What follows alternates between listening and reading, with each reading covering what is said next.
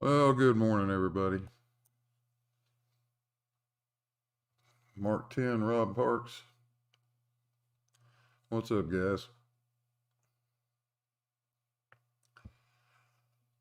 Rob, the laser experts tell me that I could put lenses in front of it and this and that, but I haven't bothered to because it may not be the prettiest visual that you'll ever see, but, uh, and ideally, yes, there would be just a virtual pinpoint there.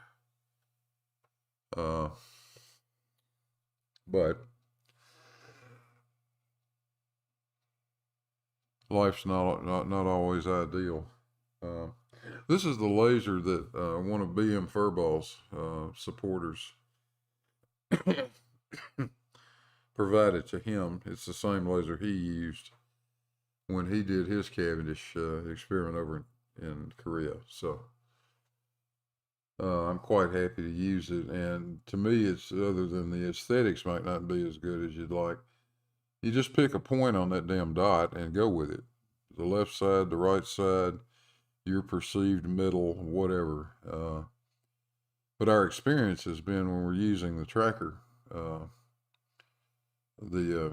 tracker program, data capture, it is it has no problem at all consistently tracking exactly the same point. And when you see the graphs that come back off of tracker, it's clear that it's not having any issues with it. So I think we'll just let it go anyway. And last night I ran an oscillation period test with the weights in the neutral position. Recorded that, and that's been graphed. It looks really good, very nice, damped.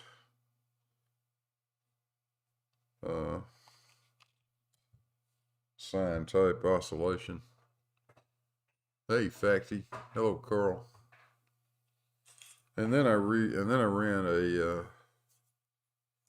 another actual test in the wee hours of the morning,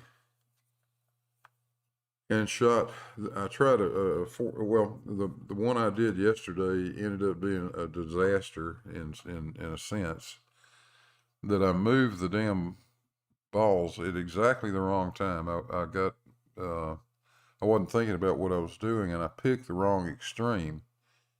And what I ended up doing is picking the extreme that was really close to the resting point on the other side. So what happens when you plot the data from it is, you get beautiful sinusoidal oscillations through the first part of the test, and as soon as I move the weights at the wrong time, the oscillations all but just die out to nothing. And what you'll find with one of these things is when the oscillations get down very close to neutral, the thing just sort of wanders around and hunts for the resting point. So at that point, about all you can do is just let it go, leave it alone until it does completely stop. So that aggravated me, and I decided to rerun the test last night to see see how it works with a 400 frame time lapse. And it worked fine. It worked really nice. We got some very pretty sinusoidal graphs off of that. But today I'm going to rerun it with a 600 frame time lapse going on. And 600 frames at 20 frames a second. 20 frames. What am I talking about? I'm messing with the camera, not paying attention to what I'm saying. I'm shooting a frame every 20 seconds, so that's 3 frames a minute. So 600 frames is 200 minutes, or a little over 3 hours. And that should be pretty good. So as I'm speaking with you guys, I'm sitting here messing with this camera, getting it set.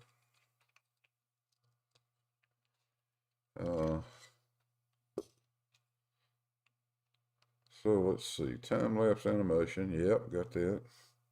Shooting interval, not a minute. I want it to be 20 seconds. Got that. The image count this time will be 600. That's set. Okay. Now the only other thing I want to do is change the aspect ratio to 16:9. Done. Okay. Let me go get the camera set up on the tripod. I'll be back.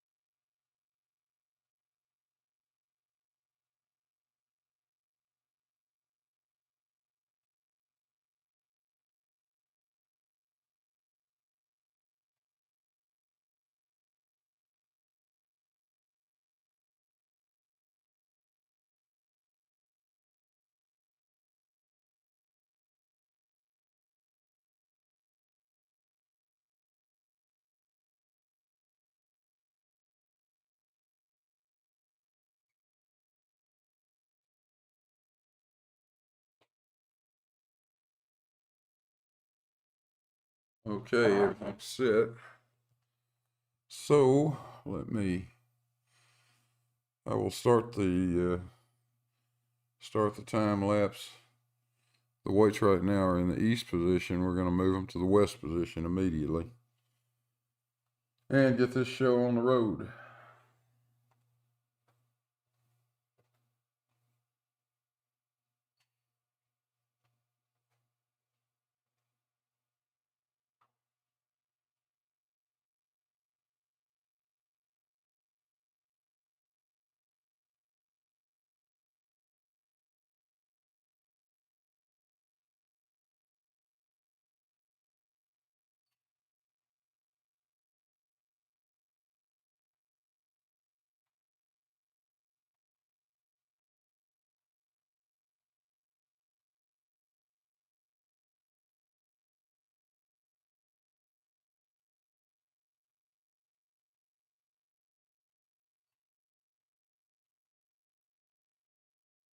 And we're off. So let's see. 10:51. That's only an hour later than I meant for it to be.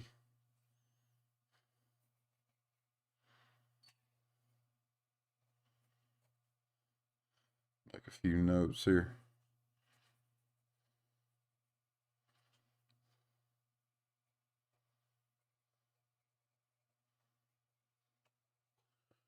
All right, very good. Let's see what we got going on in the chat out here. Hey, 14 watchers. Thanks for dropping in, everybody. Hey, Facty. Terry Davies. I'll get your name right in a minute, Terry. Sorry. Still about half asleep.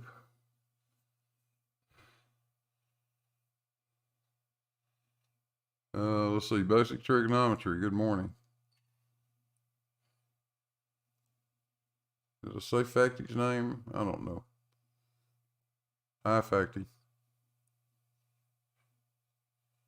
And, of course, Carl and Rob and...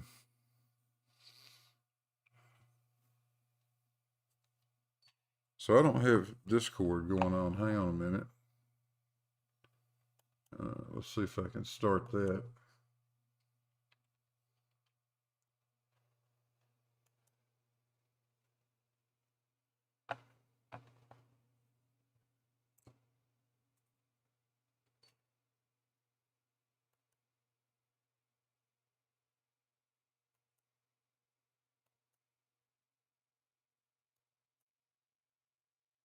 All right, so now I'm on Discord.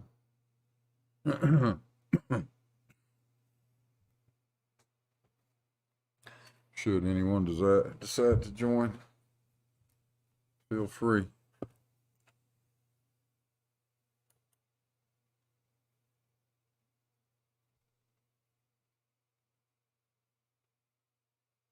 Oh, Colon's out there somewhere too. Hey, Colon. Yes, sir, I'm having fun. You betcha.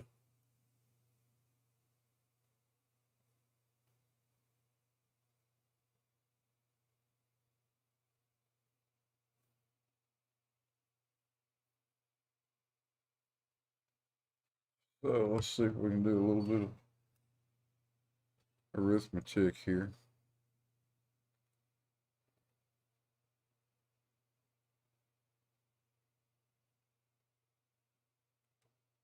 $100. No, I'm not going to join. Hello, Terry.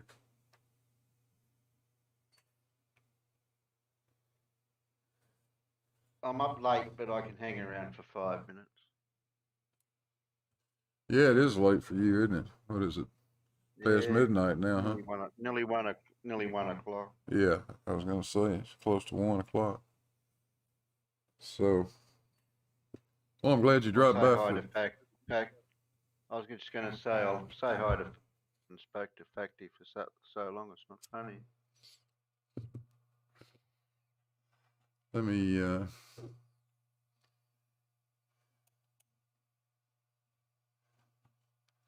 have a look over here. Say something else, Terry. I want to be sure that I've got the audio tied in.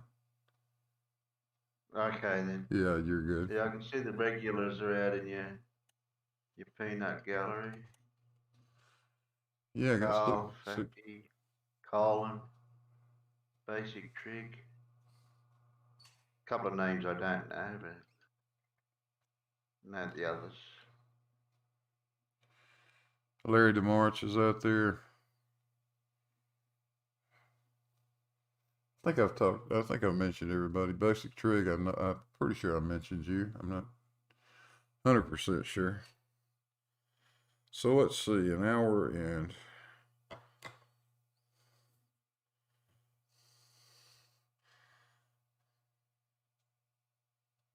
40 minutes from 10:51 would be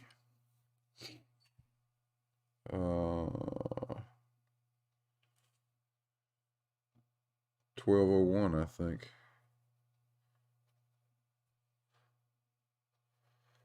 PM. That would be about the midpoint. This time I'll try to move the damn balls on the right extreme. I screwed it up yesterday, not thinking about what I was doing.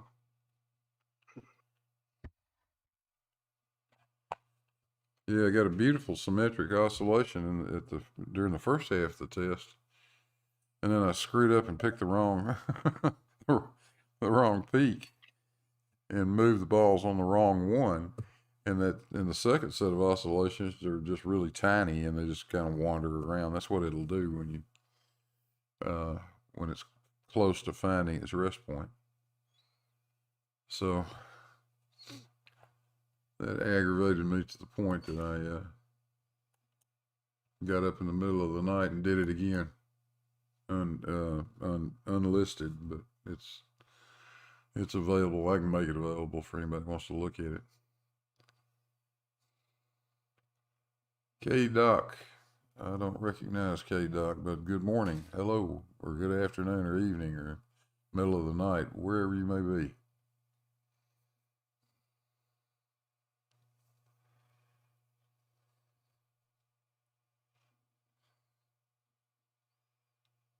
Yeah, this is just going to be another suspenseful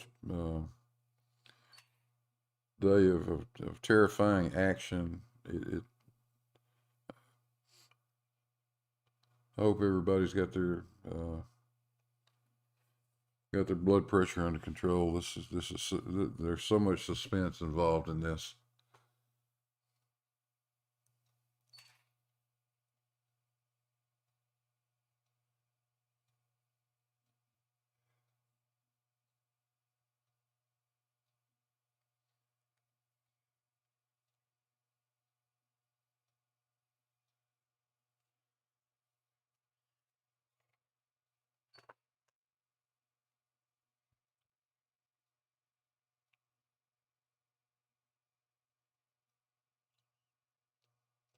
Hold down the fort, Terry. I'll be back in a second.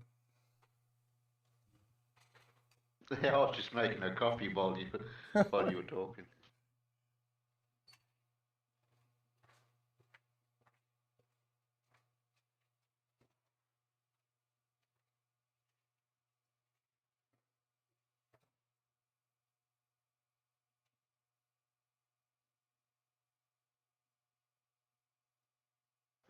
I should test the peanut gallery and ask him where's the oscillation going to end up for this drift when the balls were moved over to this side.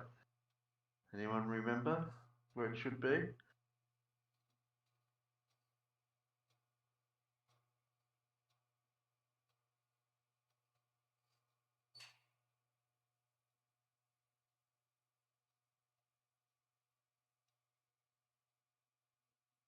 I love the smell of science in the morning.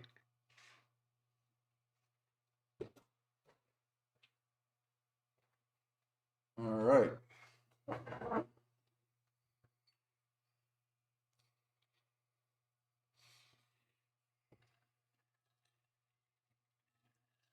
have my diazepam ready. What's diazepam? I don't know what that is.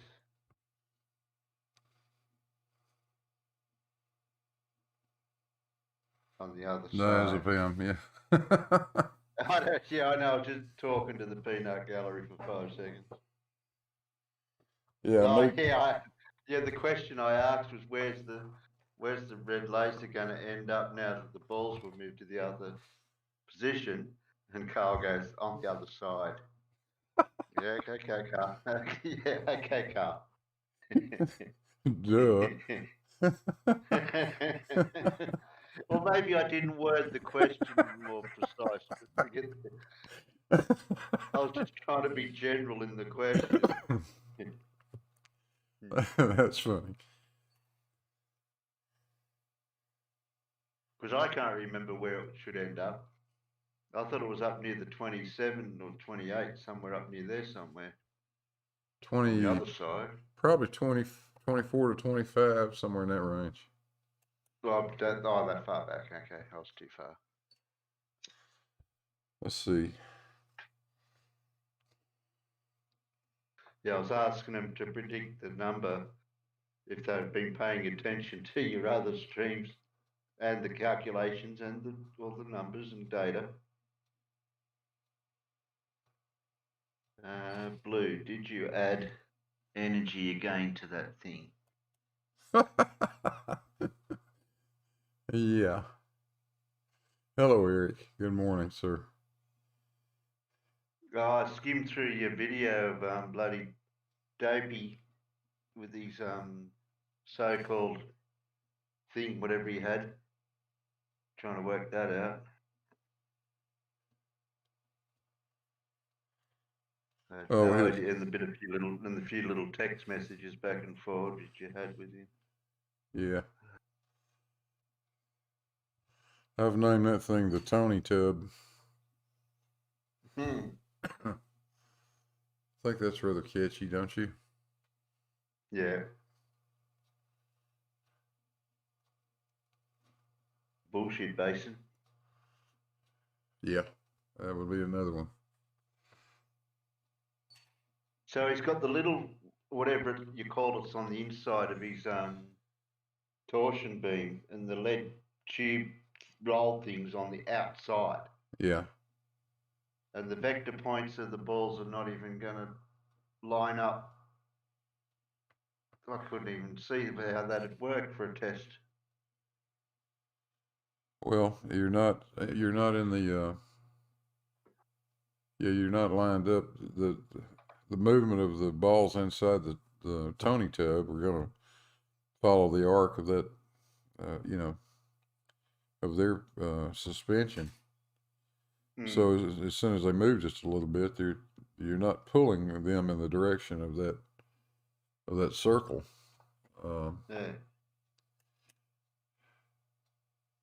It's really a kind of obnoxious arrangement, but I've seen them used. I mean, if you go back and look at the Cavendish device that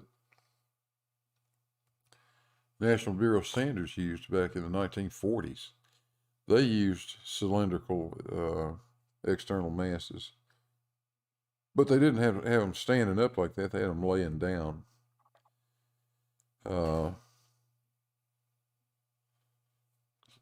don't know if he'll ever have any success with that. I really got my doubts. I know he doesn't have any way of being able to actually see it happen. I'd like to know where he pulled all those numbers and figures that he had written down. Where he got all that from? Off Sense. my video, yeah. Oh, the numbers that he wrote down. Numbers he wrote down are off in the list. Yeah, they're on off my video. Okay. He claims he took them off. They took their data off the live stream that I did.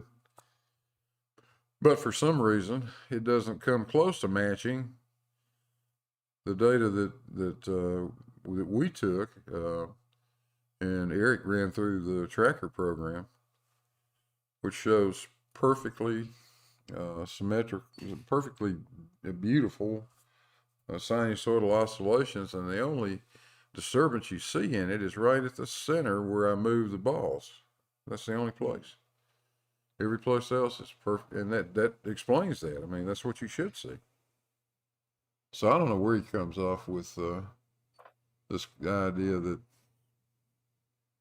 there's some gigantic anomaly. I think the mistake he made, and I think it may have dawned on him now.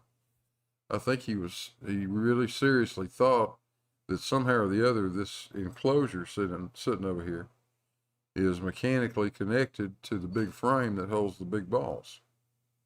I think he thought that. Yeah, I picked up on that, yeah. And that somehow or the other, by moving the balls, I was injecting energy into the system. Well, there is no connection.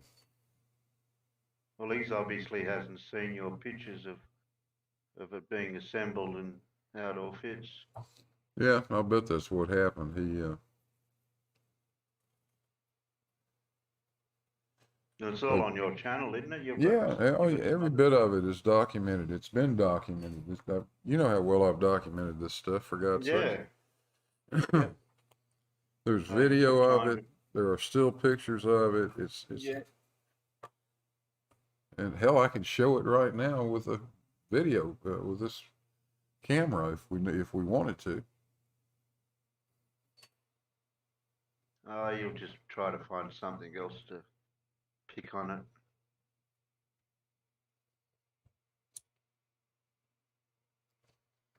Oh, they're still going on about the vacuum one, though. Having it done in a vacuum. This is not good enough. He's never said that. Oh, no, he hasn't, but other people have.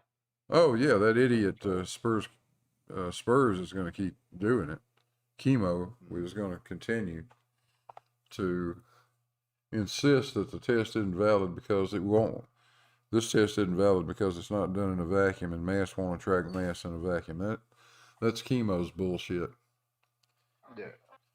And chemo doesn't know what to do. Every time he says that, I pin him down and say, look, that's your claim. We make no claim about the atmosphere. We make none whatsoever. You are claiming that it doesn't work in an atmosphere, that it only works in an atmosphere. It will not work in a vacuum. That's your problem. Go demonstrate it. Show us. Yeah, you go and do it. Yeah, you're the guy making the claim, damn it. Yeah. I can say it won't work if you do it wearing a pink tutu standing on your left foot. I don't know how many times they bring up things that it's the burden of proof on them. Exactly. When they say stuff. Exactly. Anybody can make some BS off the wall claim like that. All they do is just toss in red herrings, one right after another. They're not interested. Well, I reckon this won't work 100 feet below sea level. So that means I have to go and find somewhere 100 feet below sea level and set it up. It'll just be something else if you do that. So that's why I've been pretty consistent in refusing to play the dancing monkey routine for them. If they want to do this shit, they can do it themselves. I'll send you a set of drawings, guys. You can have the drawings. I've sent to other people already have them. I'll be glad to send you a PDF, complete set of engineering drawings, and you can build an exact replica of what you see sitting here. Even the websites and companies that supply all the materials. Yeah, I'll even tell you where I got that from. What about your mate's marvelous little work of art, though? That's going to be the issue, though. Oh, I've got a drawing of it. You'll just have to pay a machine shop probably $3,000 or $4,000 to get it made, but that's your problem. Yeah. Yeah.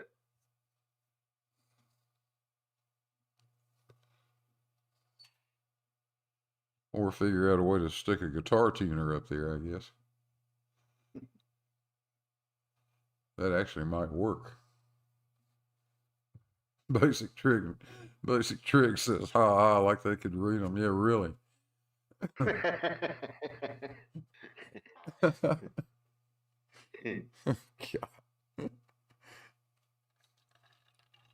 That came out likely to hurt himself.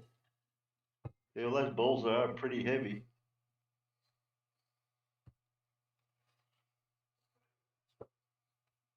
Damn balls probably weigh more than chemo does.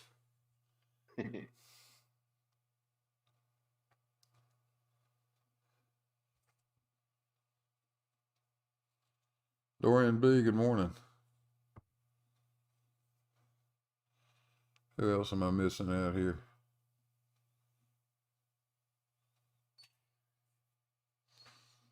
What's this crazy thing doing?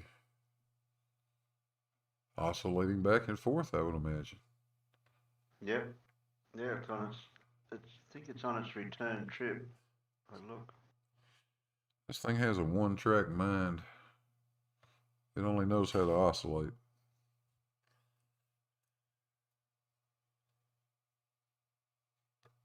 I'm glad you didn't have to go through more wire through all these times, which you were using different wires, and finally had one that you're happy with. That would have been annoying having to change the wire out all the time, trying to find the right one. Actually, I didn't mind doing that. I was having fun, learning a little stuff about this. Who knows? You know, that knowledge might come in handy one day for something or the other. I have no idea what, but.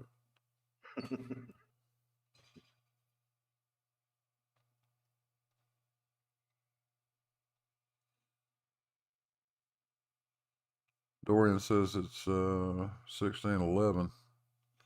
So you are somewhere in England, I take it. Time 4:11, yeah. Must be UK time. Yeah, that's UK. Wow, 31 viewers. You people really I heard don't a have ding dong. I heard a ding dong. Oh, who ding donged?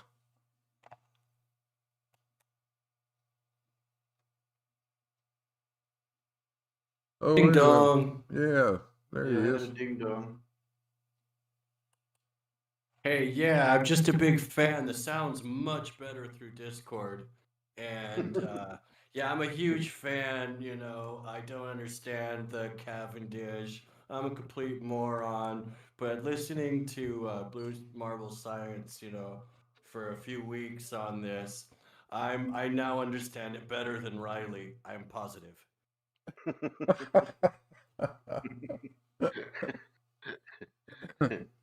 Oh, big up.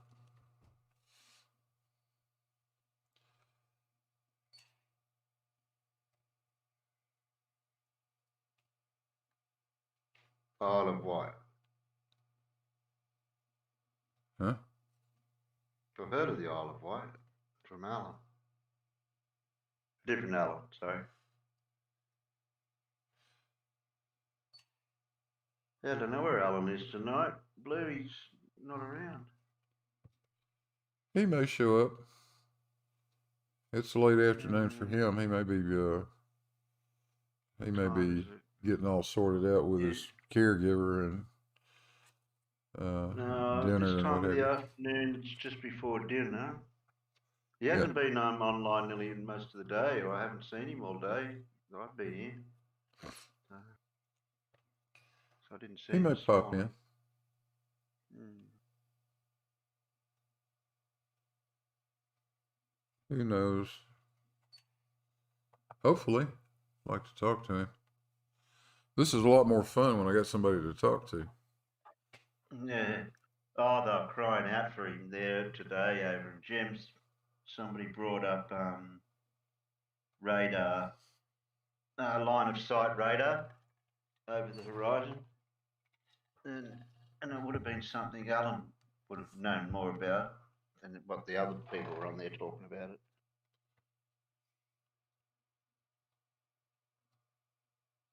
There was a famous photograph of the Isle of Wight that was going through the circles, wasn't it? Is that the one where, One of those we see too far. yeah, shots. and then it turned out that they weren't where they said they were when they were taking the photo? Yeah. I didn't hear the resolution on that. I just assumed that's what it was. I think that's what happened. I think they went back and combed through the video and were able to figure out that, wasn't that was Anthony, wasn't it? I think what happened was somebody that a debunker, a flat Earth debunker, actually, that from there went and had to correct them for, they don't really usually correct themselves, do they? Oh, hell no. I think that's what happened, in fact.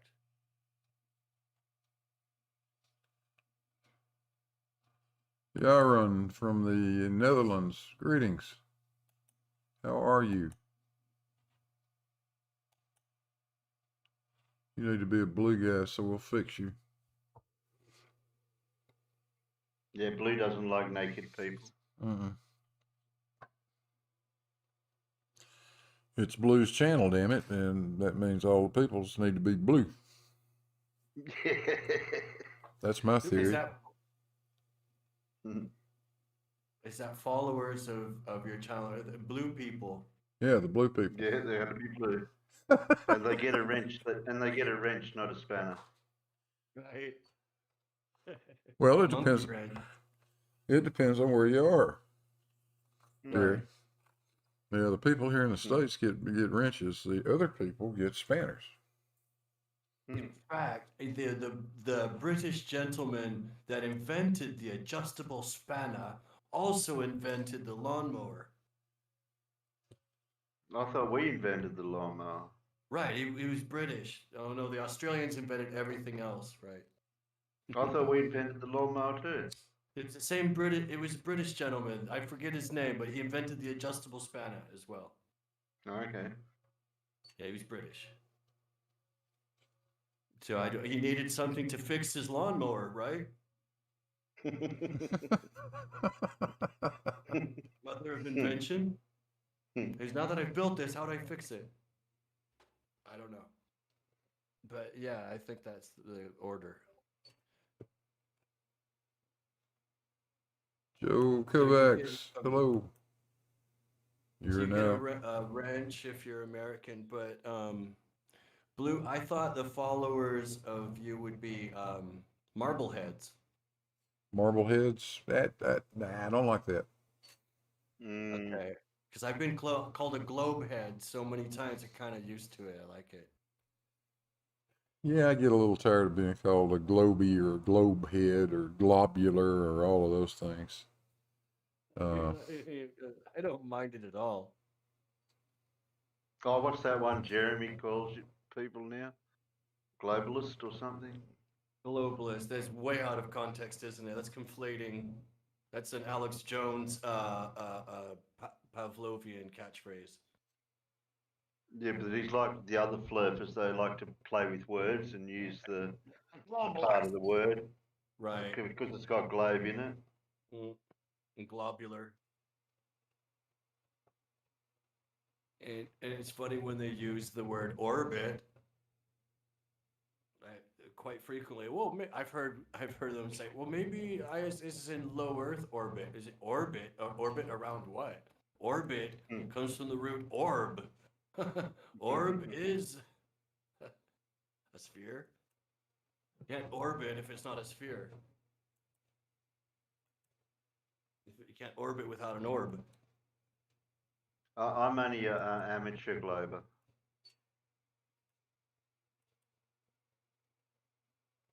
I haven't gone to the ranks of a full-fledged glober yet. We don't need any globe defenders because the globe doesn't need any defending. Hmm. It's anybody that's got an alternative that needs to defend theirs. Well, no, it would be. I mean, apprentice glober then. That might make it sound better. Stick around here, you'll be an expert on gravity. Hmm. At least mass attracting mass. Yeah. Well, I've been with the Cavendish since the first bit of wood was cut or purchased even, or even before, maybe before that a little bit. Yeah, we were talking about it on your show, Terry, before I ever. That was the most fun part. Yeah, before I ever did anything, we chatted about it on your show. Oh, okay. Geez, I can't What remember. actually was the? Sorry. I said my memory's not that good. I'm too old. Well, let's try to jog it. What actually was the actual turning point where you're like, I'm going to do it, damn it? Oh, that's a good one. I presume that's The a question. discussion. A question for me, huh? Geez, we'd have to go back. Yeah. Yeah. I thought about it for a long time.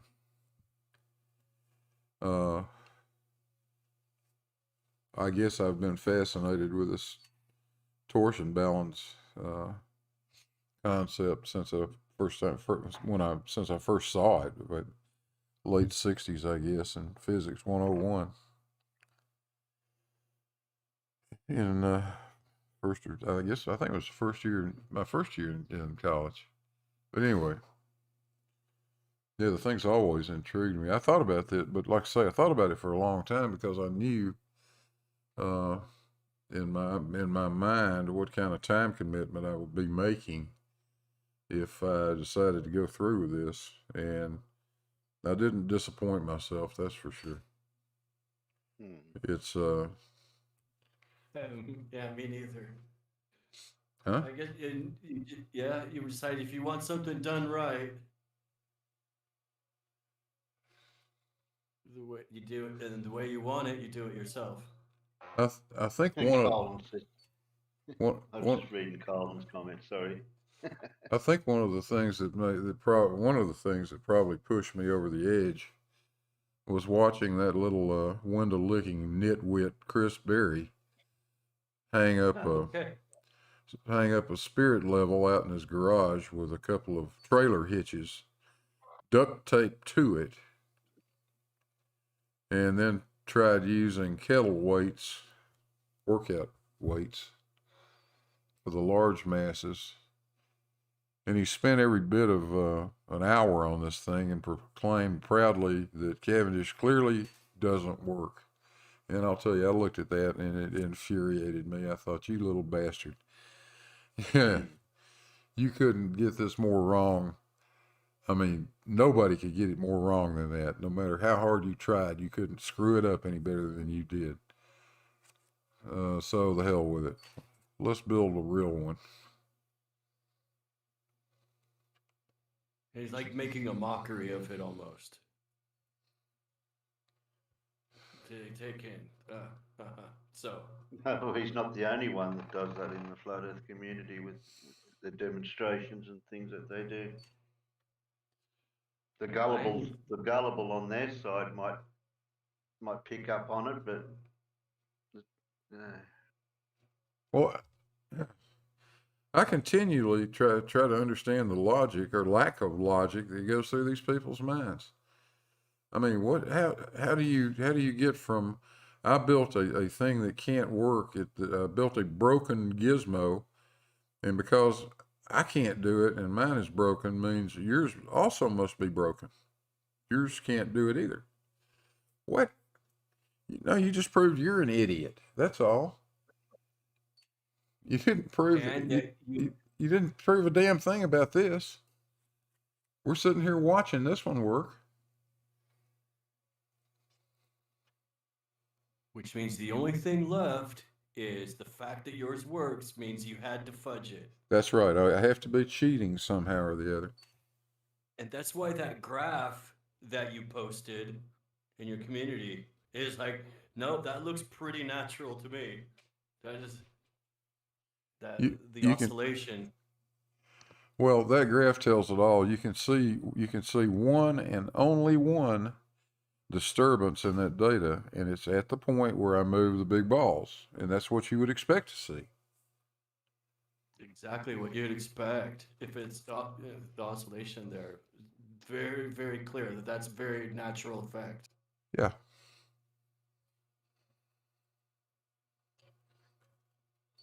This thing is matching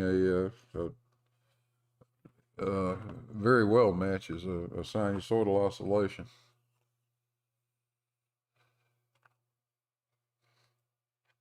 Eric did a curve fit on it. So, we can even write an equation for this damn thing.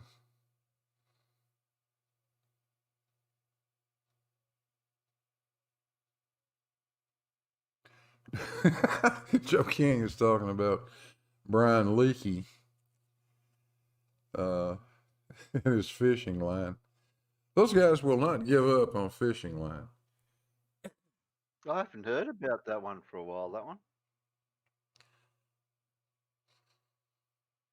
Started it and haven't heard nothing about it. Jesus, fishing line's got more lives than Sylvester the cat. No matter how many times we kill it, it just comes back to life. And I don't know how simple-minded do you have to be not to understand that you cannot pull the sag out of any line. It's impossible. You would have to have one of two conditions exist that are not possible to have. You either got to have infinite force pulling tension on the line, or you got to have a line that has zero mass. That's the only way to get all the sag out of it, for God's sakes. An almost infinite tension. Yeah. Even I know with me I do concreting and that, trying to pull the string line taut for put the little spirit level thing I run along it. Only 6 to 7 meters is maximum for those. That's about right. Good morning, Judy Bassett. Super chat for 10 euros. Thank you, lady. I really appreciate that. Dropping in to say hi and then back to work. Well, sorry about the work part, but thanks for dropping in. Get finished with work. We'll be here for another couple hours anyway, so jump in here and talk to us. Hello, Colon.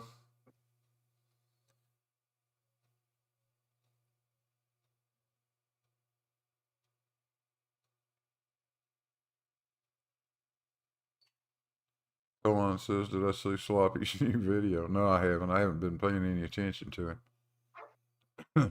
What? He made a new one in the last couple of days.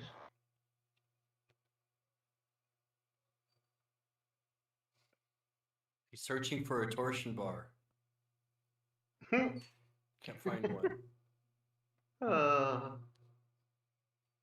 Can't figure out how to attach it. Joe says Bill finally figured out what the bubble was for on his auto level.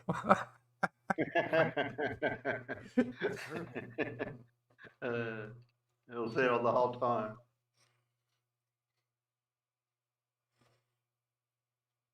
Oh, here we go. Sleeping Warrior uploaded. More mass, closer distance, no force of attraction evident. Maps is falling us or failing us. 5 hours ago. His math is failing him. I think we could confirm that pretty quickly. I'm not to be Captain Obvious. I'll be playing. It goes for 1:48. I'm going to have to play this on Saturday. Well, by Saturday I should have. Well, I won't make any promises, but there will be a video coming out before long, which will be rather revealing, I think. This torsion thing's moving back and forward like it's... What? Why is it moving? Maybe mass is attracting mass. Yeah, but it's moving back and forward like... Well, Like, it's, you know, like how your seconds hand can go back and forward if the battery's flat? yeah, It'll just go back and forward in one spot. that's what it should do. That's what it's doing. That's what it's doing. Well, that's what mine's doing right now, going back and forth. Yeah, but only very small, a small amount. Well, I think I could show you. I think I can show why that's so small.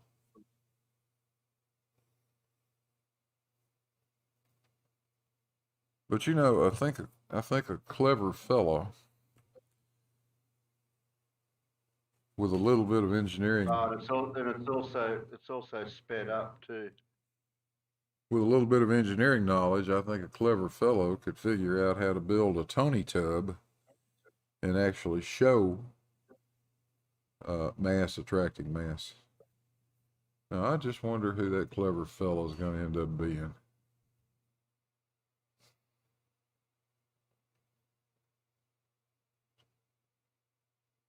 If he'd tell us what he's doing, we could tell him how to fix it. He's not going to do that. It's like it's like as if it's just the oscillation in his torsion wire, because he's got it near the mass, and he's got a tub of water or something sitting on the roll of lead, which wouldn't help. Well, you can't just put the damn mass anywhere you feel like it. I mean, there's a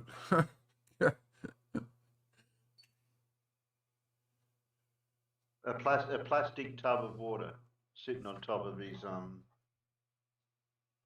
roll of lead. Are you on his channel? Yeah, I'm just over there now looking at the video. He doesn't need to get a lot of hits. I'll take your word for it. Yeah, I could share it in here for us if you want to see it in here, but they won't be able to see it out there. Okay.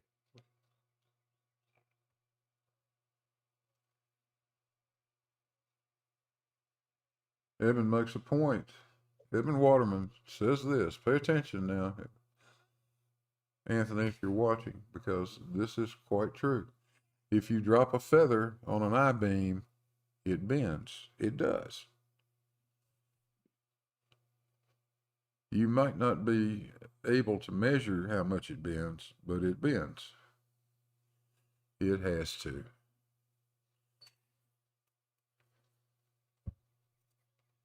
Physics don't just stop working because you want them to. Well, no, he tried that before. Remember, it was one of those. It was like, not Google Earth, but one of those planet rendering graphic systems, and he turned off gravity. That was him that did that, right? Yeah, Riley did that. It's like, look, he's trying to do it in real life. He thinks he can just turn gravity off and on. That's wonderful. It's so adorable. Yeah, Eric says I suggested they add a laser pointer. Absolutely, Eric. You're spot on with that. One of the bits of genius about Cavendish, well, actually, let's take it all the way back to Reverend Michelle. The genius in what those guys were thinking, stop and consider this. They didn't have lasers. They didn't have any way to measure angles the way we can now. They were dependent on having to see the physical motion of that balance. That's the reason why he made the damn thing 6 feet long. He wanted to maximize the amount of movement so he'd be able to resolve how far it moved. Now you turn around and build a Tony tub with a little arm that's 2 feet or less in length, probably less than 2 feet. And you're I don't setting even know what yourself his up with torsion it. beam is made. You're building Looks a. like it's made of metal. Yeah, it His is. torsion beam. Well, that's okay. Oh, jeez. Okay. Nothing wrong with that. Hmm. But with a little short coupled arm like that, actually seeing the physical, the amount of physical movement is going to be very small. You need the mirror so that you can measure the rotation of it. Hmm. From that, you can calculate how far it moved. That's what we're doing here. It's exactly what we're doing here. We're translating the movement of this laser back into an angular rotation of that beam to tell how far it's moving.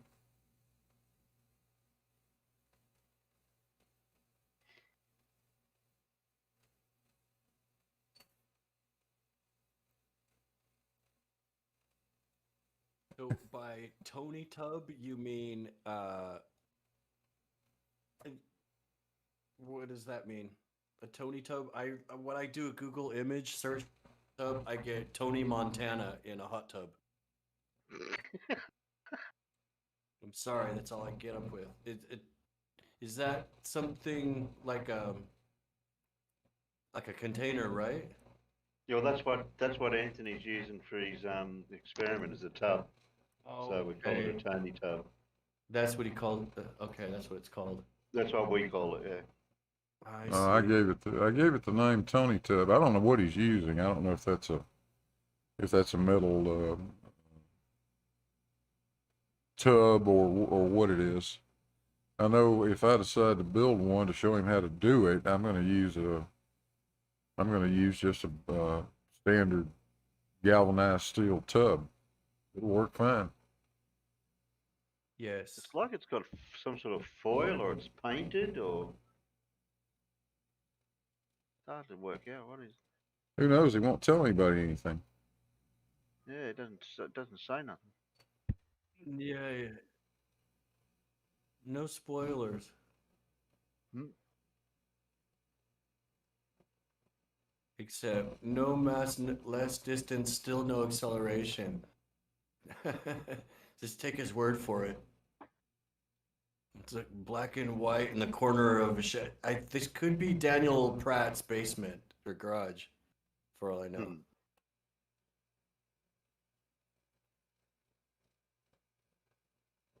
Yeah, Joe Kovacs. Yes, I have compared. Yeah, I see that, Tony.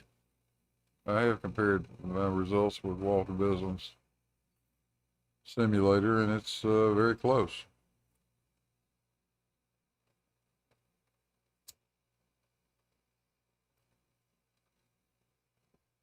But it's not like this is stuff we don't know about. We know about it. We know how it works.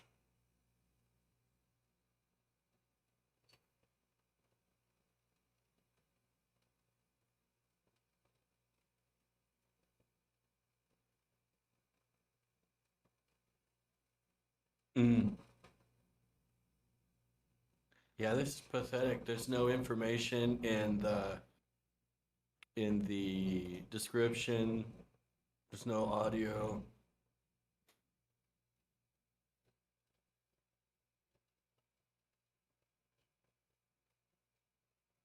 They don't want to tell. Well, look, segments of 1 minute 40. They don't want to tell us what they're doing for the very simple reason is that they know the very minute they put that information out there, we'll be able to put our finger on exactly what's wrong. Yeah. I can make some pretty good guesses at what's wrong just by looking at it, but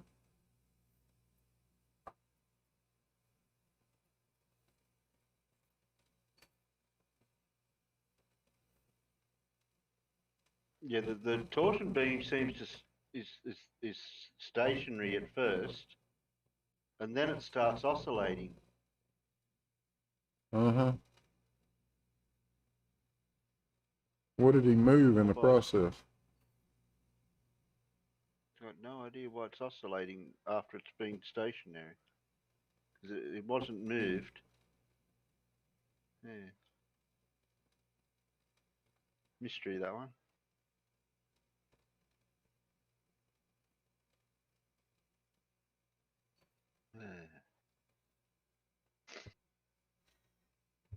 Let me see how my time lapse is going. Let's see what frame count we're on.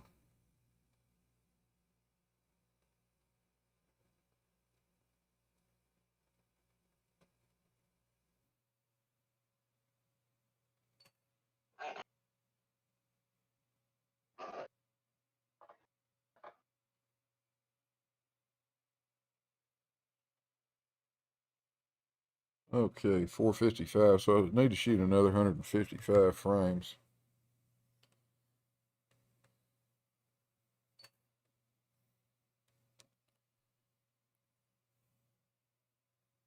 And that's another 51 minutes.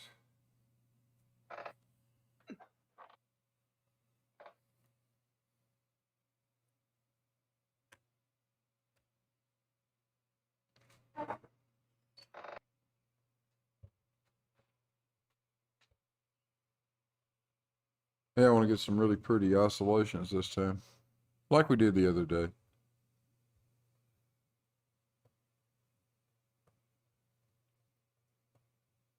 That tracker software is great stuff.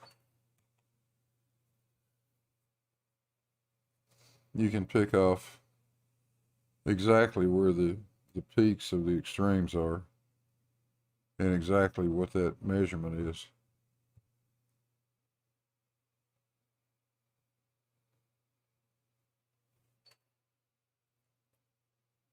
Yeah, that's the best part, that you got that idea. Are other people doing that, or you thought of that yourself? No, Eric, and Eric is in the chat right here. Uh, he's the one Very that made. smart. Yeah, he's a smart guy, and he's the one that knew about that software. He's the one that turned me on to it. And I sort of know how to use it, but he's an expert with it.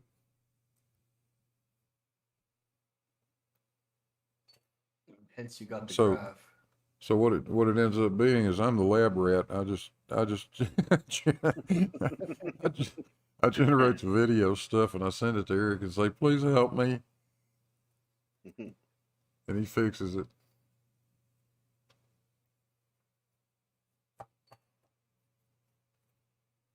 It's Yeah, amazing. yes, the precision is amazing. And he's just, I can see that he's really obsessed with you now. He's like posted all of these, he thinks quantity is quality. He's really painting himself in a corner. Oh, he did Tight, that. he's just tight. Yeah, that corner can't get much smaller. Oh, he's completely painted himself in a corner. But he keeps painting. He's painting all over his toes. The funniest part is, before this is over with, he may very well end up being the next Bob Nodell. He may actually himself prove that mass attracts mass, and that'll just be too funny for words. Imagine if he accidentally gets it working. Huh?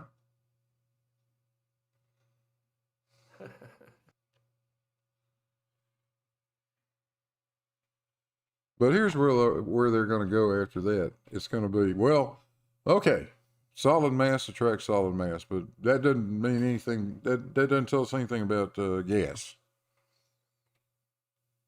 Which doesn't matter. It's more about the Earth attracting you. And Oakley saying, "Oh, my kettle proves that gas doesn't fall, go boom doom." But that's really dumb because, yeah, you forget about the gas. Drop the kettle. Just drop the kettle. What direction does it go? Gases do what gases do, but solids and liquids both have a downward bias. Everything that has mass has a Yeah, downward bias. quibble about gases all day. Gravity's still gravity. Sorry. Well, but you watch. That'll be what that's going to be Oakley's next shot, and his argument's going to be this. He's going to say, well, if mass attracts mass, do gas molecules have mass? Well, yes, they do. Well, then why aren't all the gas molecules stuck together? Why don't they attract each other? Yeah. Well, here's a thought, Nathan. What if they do? Have you ever heard of a thing called elastic collisions? How do they come in contact with each other without moving? If they move and bump into another one, is that not a collision? And those collisions are elastic. They don't lose any energy. They just bounce off of each other. So that'll be an interesting argument, but it's going to be the only one they've got left.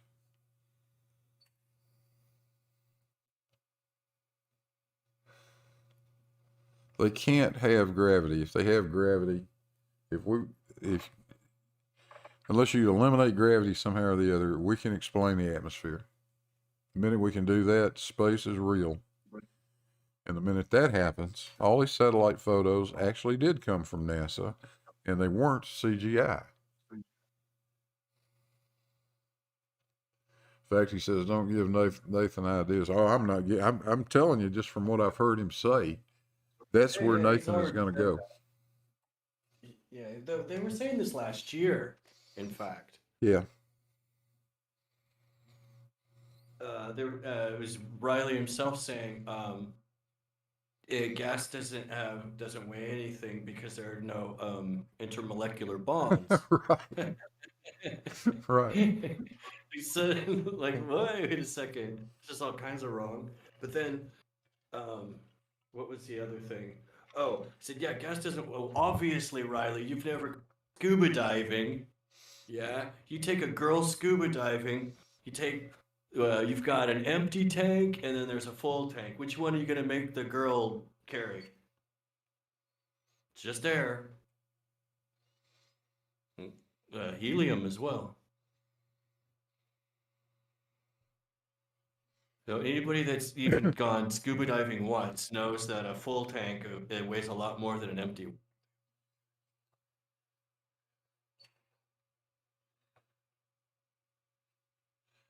Yeah, I can tell you a story about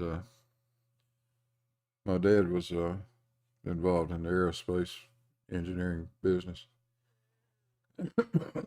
And he loved to tell a story about some idiot draftsman that they had. And this guy would stay after work and stay on his drawing board, get out some other drawing, and be, quite secretive about it all, but nobody cared, whatever. And one day this guy came to Dad and said, "Hey, I need some advice on something." He had a engineering question about. So he unveiled his concept, and it was essentially a helicopter. But the problem with it was a helicopter that did not have a rotor on it. So Dad curiously asked the guy, "Well, how could this thing ever fly? There's no rotor on it." And he said, "Well, that's the secret. It's going to be filled full of helium. The frame is going to be hollow, and it's going to be filled full of helium, so it'll just float." And Dad said, "Hey, you can't get enough helium in that frame to do anything." And the guy said, "No, that's the other secret. I'm going to put the helium in there under high pressure." Now that man would have made a perfect flat earther, because that's the way they think.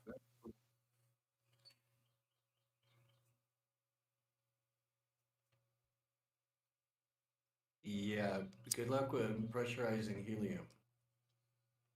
Oh yeah, it's just going to get pressurized. It'll get lighter and lighter and lighter, right? Jeez. Just add more helium. For perpetual motion.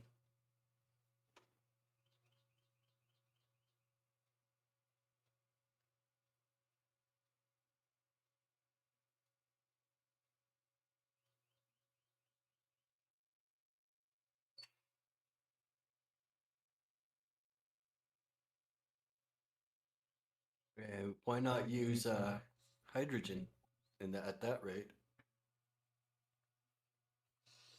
I would. It worked for the Hindenburg. For a minute. pretty well. Yep. Up until, what was it? Lakehurst, New Jersey. That's where it happened.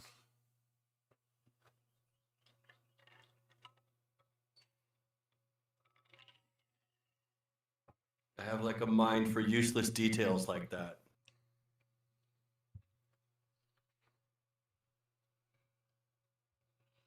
I think at the time we had pretty much the world's entire supply of helium.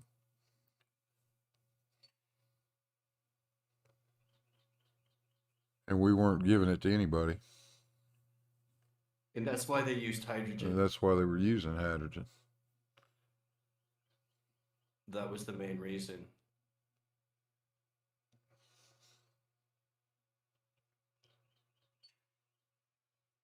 And now what about hydrogen on the moon? I'm in favor of it. What- Is there, Yeah. what have More they the done? merrier. Have they found hydrogen? I'm sure they probably have. Hydrogen's all over the universe. Right. Well, I mean, I don't know where they found it. That's right, Sean Hawkins. Good morning, buddy. The Hindenburg is proof that gas fall down, go boom boom.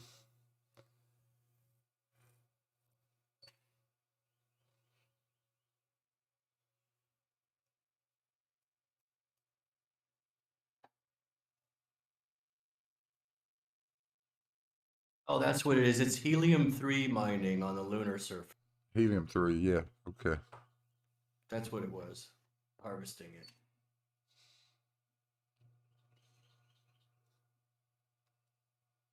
I'm going to have to bow out, Blue. I'll catch you later. I'm getting nodding off over here.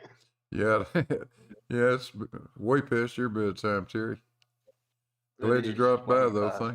Thanks, man. Later, mate. Later, Alan. Take care. Later, Blue. Yeah, see you, Later, man. Peanuts out in the gallery out there.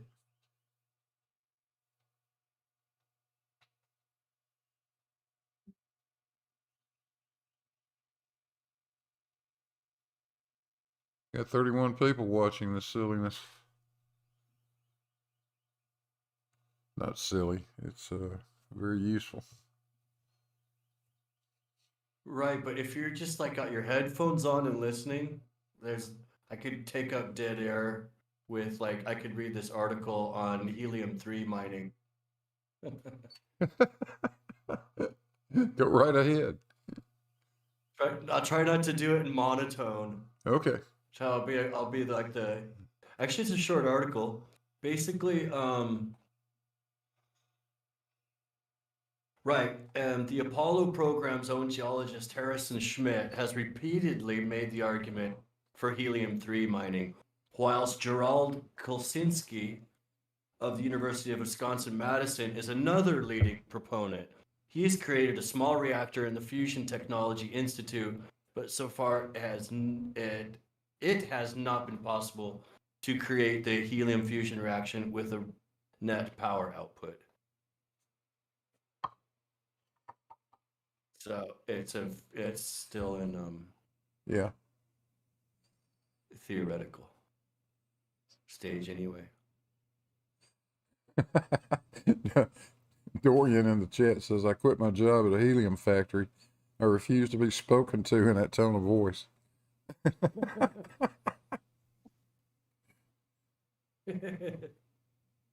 Nobody took me seriously when I was the receptionist at the helium factory, and nobody took me seriously when I answered the phone.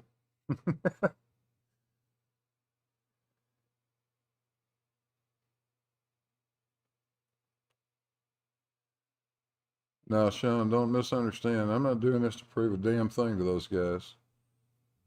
Nothing. This is not done for the flat earth.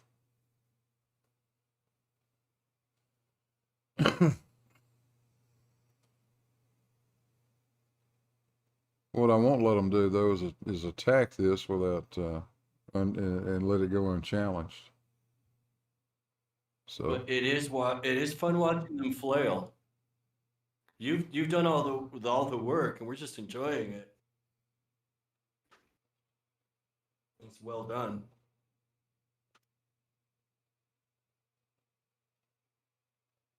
What I like is the is seeing how well this thing works, and now I don't have any problem trying to imagine how Cavendish did it. I know exactly how he did it. I see everything he went through. With a few great improvements, the video tracking, the laser, the live streaming. Oh yeah. It's cool. Well, the poor Cavendish. I hope he had help. I can't imagine sitting there outside that building, peering through a telescope in inclement weather and trying to make these very precise measurements. Think about what we'd be going through if all we had to look at was that view on the bottom right of the video, of the live stream. And it took him a year just mostly doing taking the measurements, right? Because it was basically constructed, and he just had to finish putting it together, or Well, what he he it's what he literally says is that he rebuilt pretty much all of it. There was a lot of things about the way Reverend Michelle had envisioned it that he wasn't happy with. And so he just basically started over again. that is part of the reason it took so long. Yeah, well, you guys was- watched it. I mean, you guys watched me do it. It took I did. some months, Yeah. to get this thing. Of course, that was just me working on it.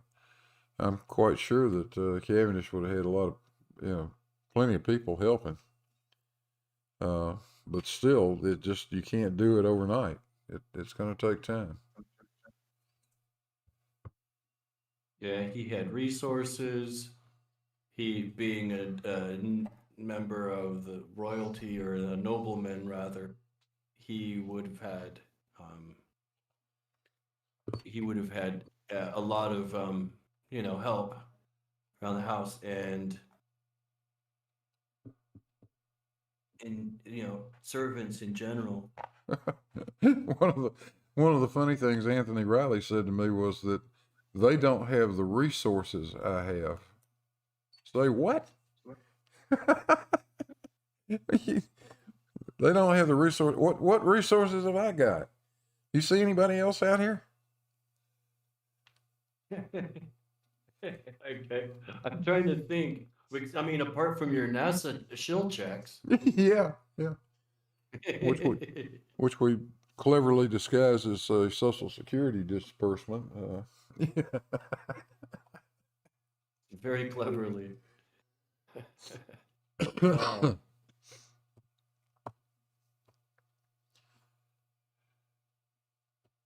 That means you need more super chats. 'Cause obviously, you have all these millions in resources and all those people helping you. Joe Kovacs said, and rightfully so, Cavendish was a notable loner. He probably did most of the work himself. I agree and disagree, I guess, Joe. I doubt Cavendish went out there and built that brick building he put this thing in himself. I doubt that. He probably took all of his own notes and made all his Yeah. own calculations. Yeah. I'm real damn sure he didn't pick those 340-pound lead balls up and hang them by himself. He had some help. Right.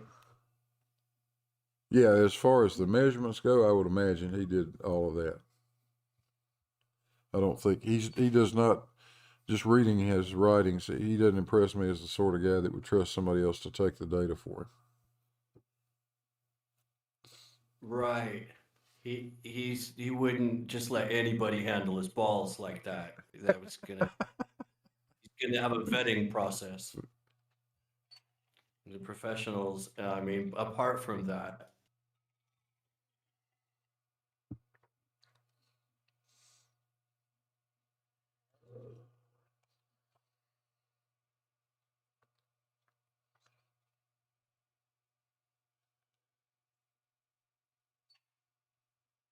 So I think we're looking at around 12:30. Let me see what the frame count is at right now. This is a 600 frame data set for the time lapse. Let's see where we are.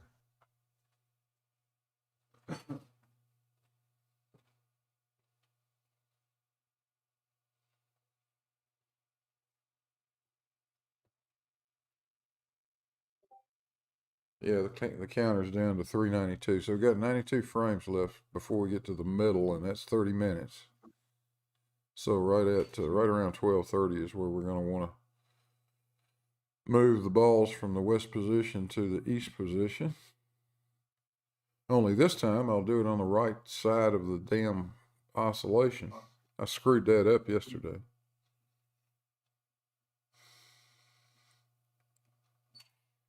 And that's when it shows when the part that the nudge where it stops and goes Yep. in the other direction on the graph. Yeah. You're gonna do that at 12:30. No. Somewhere Okay. around 12:30. I forgot which side of the oscillation I was on yesterday. Right. I picked the wrong extreme, not thinking about it. And the way it's oscillating, that low extreme is close to the resting point for the other position of the balls. So if you move it then, what you do is just almost take the oscillation away from it. And when that happens, Almost. then the thing just sort of hunts around. You don't have any good data that you can look at. So today, what's this thing swinging up to? I don't know, 230, 220, 230, whatever. We want to be on that end of it at that peak or around that point. So I'll just have to figure out what time that's going to be. But I don't need exactly equal times on both sides of the switch, weight switch. What I need though is to be sure I get it. I get a decent oscillation on the bottom end. I just wasn't thinking about what I was doing.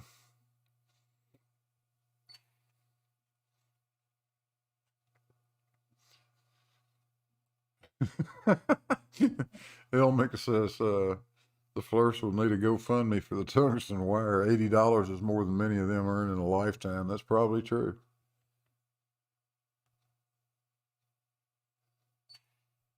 Hey, shout out to Elmix.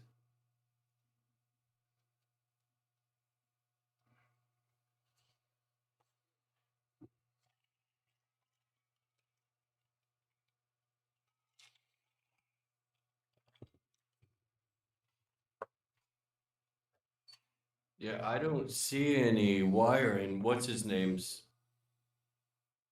little setup? I don't even see where the wire is. No, the way they make photographs, they're quite careful to never let you actually see what they've done.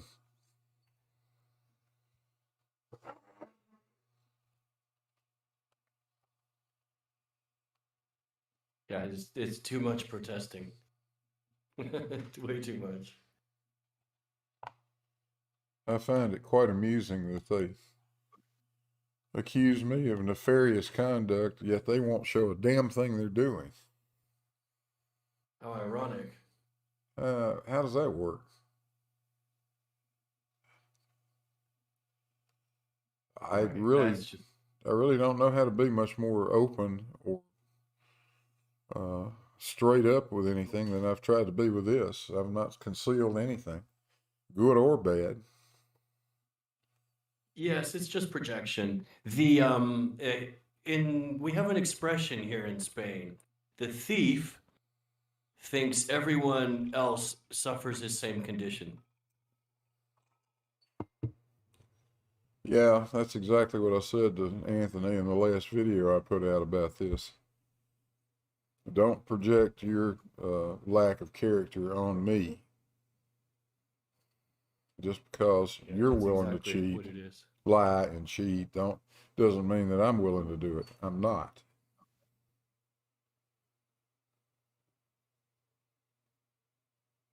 Yeah, enough preaching. I'll be back in a Yeah, sec.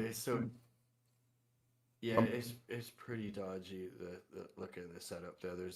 I don't see any wires at all. I see maybe that I don't want to know what's in that bucket, to be honest. Maybe it's dog medicine. Yeah.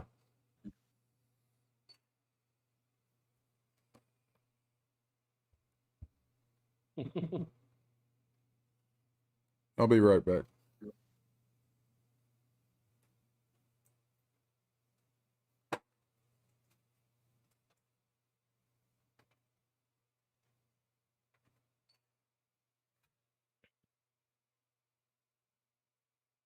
It would be hard to manipulate the data because the data is here in real time.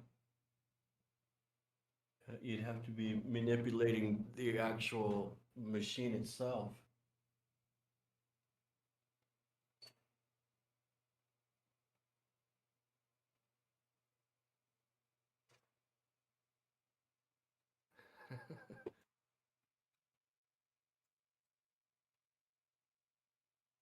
Well, how much does piano wire cost? You get a few beers and some piano wire. And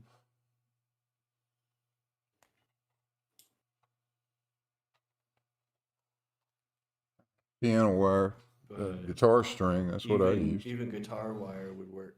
Yeah, that's what I was using, was guitar strings. This tungsten is quite the upgrade. It's worth it.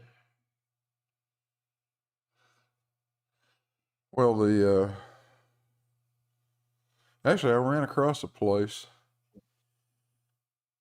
when I was first putting this thing together, and I was buying packages of 12 guitar strings, all in a sheath, and I could get 12 guitar strings for $2. Yeah. So Bass strings are thicker than regular six string. A bass string guitar is like what is it? The deep one is an E or whatever. That's a big string. well, those are wound strings. You wouldn't want to use a Right. wound. Those strings have a solid wire core, and then a Right. brass wrapping, winding around it. Yeah. Well, you just need a plain string. And what I've been using is the E string, the first string on a guitar. Yeah, the E string, but so a wound doesn't work because why not? It would start out too big. You couldn't make a wound. Okay. Well, I've never seen it. I'm sure they could make one, but I've never seen a wound string that sort of size. Remember, I needed to get it down to no larger than 0.008 of an inch in diameter. That's a very light gauge first string on a guitar. Now imagine having to have something that same diameter but wound on top of it.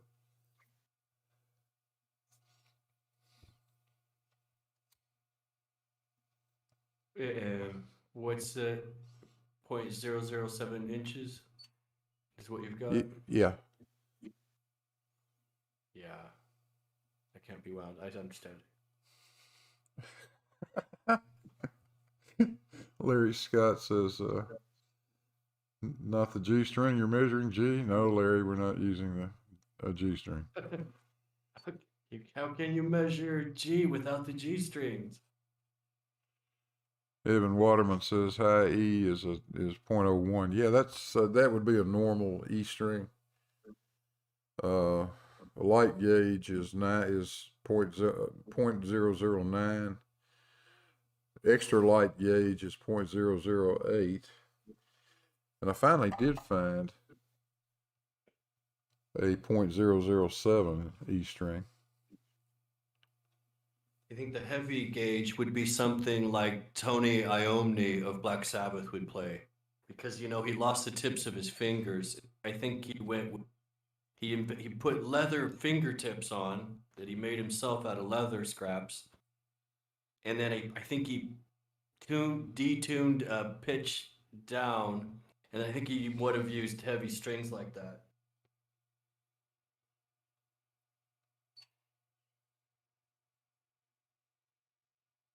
Evan says it says a wound string changes the mass, not necessarily the torsional stiffness.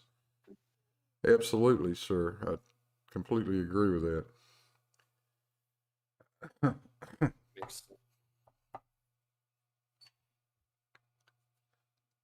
So I don't know. Maybe you could that just yeah. Maybe you could come up with something like that, but there's no reason to. Um, just a plain string works fine.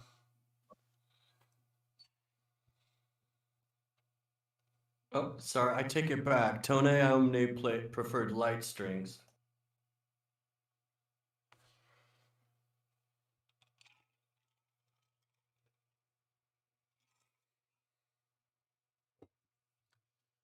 Most of those guys do because they like to bend them.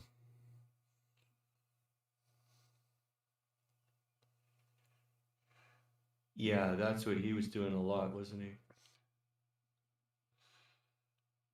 Yeah, you put them. Especially if he's got fingertips missing. Yeah, yeah, you put a medium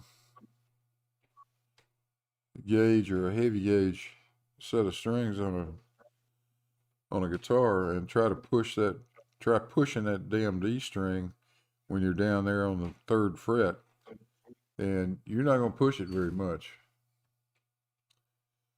Larry Scott says aviation safety wire. I've got some of that right over here in the drawer.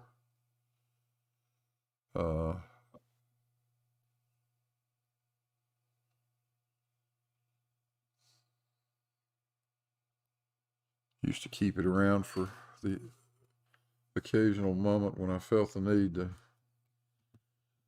play A and P with my airplane.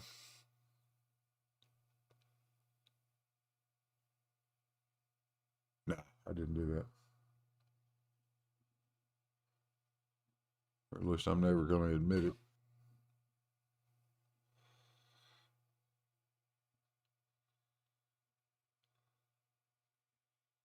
I'm not even sure what that stuff is. I could go probably dig it out and look at it. It's a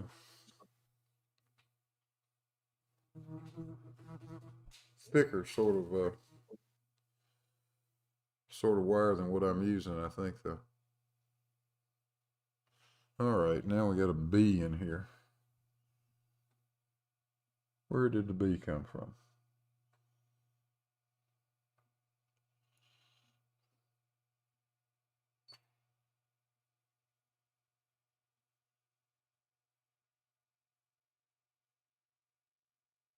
Yeah, Larry, it's stainless. I just don't know what. It seems like it was relatively soft.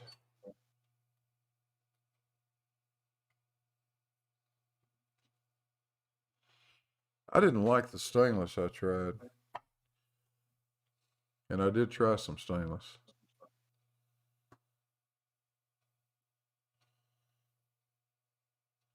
But it was 3/16 stainless, I think, is what I've got. Wait,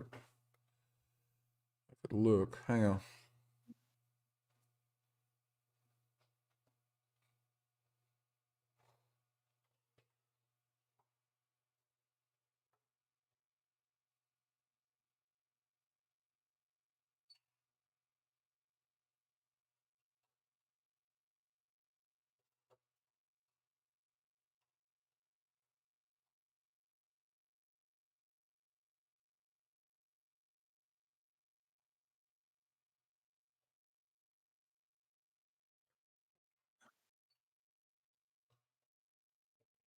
Ah.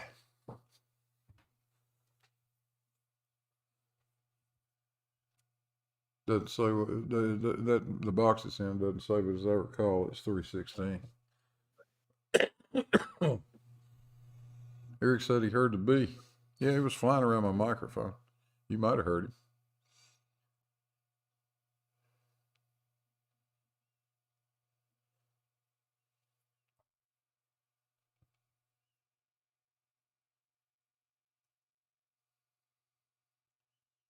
All right, guys, which way is the red dot moving?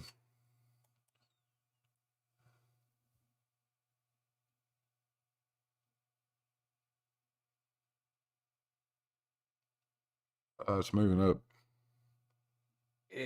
I can see on the beam positions moving right.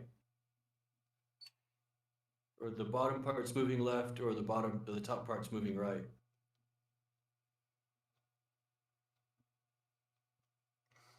You can see the laser moving. Laser's moving to the right, so the beam is moving to the left. They're opposite to each And other. the beam is moving to the left. Yeah. Right, I see it. It's moving to the beam's moving to the left.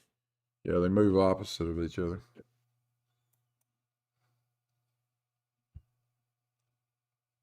Oh, got a super chat from Chris Holmes. Thank you, sir. £4.99. And he says, that's a thought. Yeah. How have you protected against gravitational interference from a stray wildlife and bees? There is no bee protection built in. That's terrible. It's true. You have the E string, the B, now the B string, and the G string.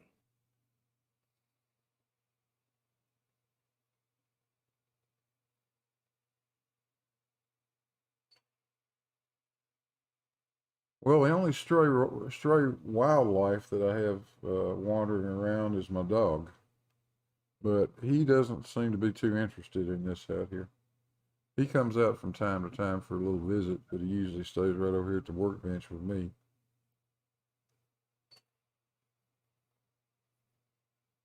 But bees, I had not anticipated that problem. I see the bee though. He's sitting on one of the light fixtures right over my head, actually.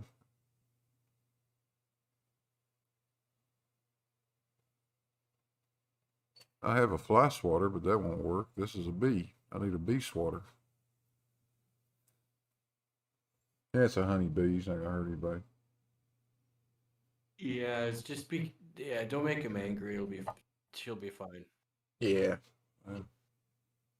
Looks like it's moving right now, the beam.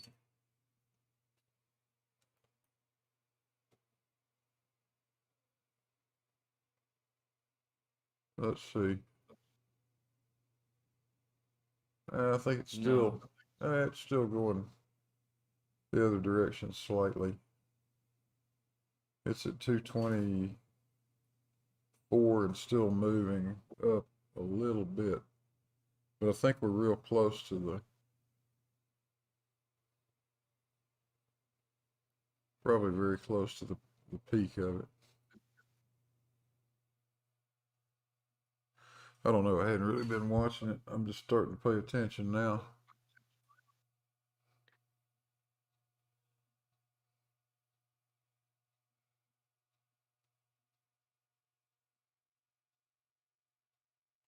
I'll tell you what I think, though.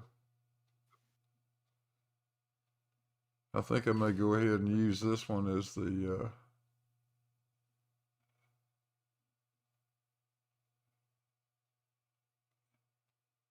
switchover point. We're coming down to within about 10 minutes of where it needed to be anyway. Yeah, it's still moving up. It's at 227. So I'll just sit here and watch this, and when we get at the peak, then I'm going to switch the balls around.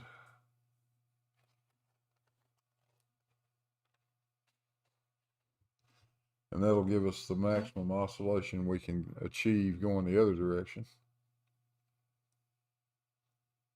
227.5. Almost a half.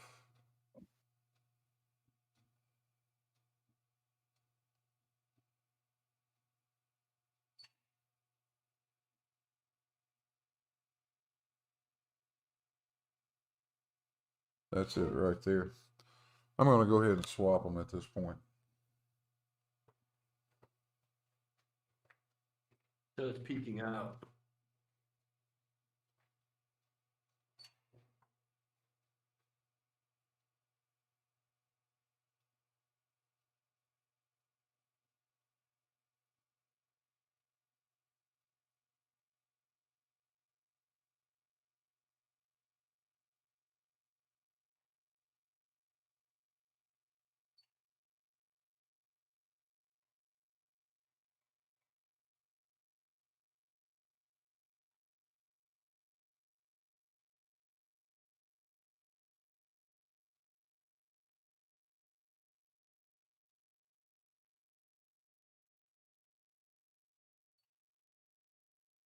That'll be close enough.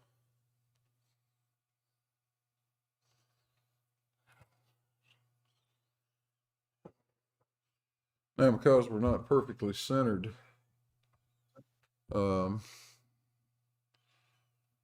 this first oscillation might actually take the laser off the video.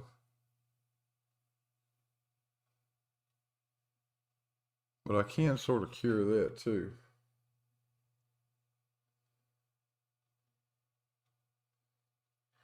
Let me go see if I can shift that video camera around just a little bit.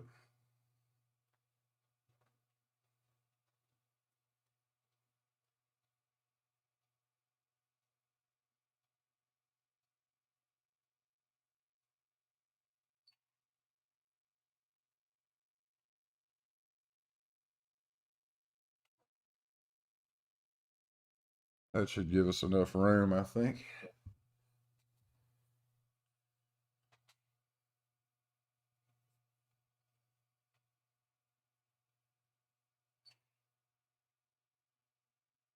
It doesn't really matter for the time lapse because the time lapse camera will catch it. So we'll get good data no matter what. But just for the benefit of all those watching, now you ought to be able to see it.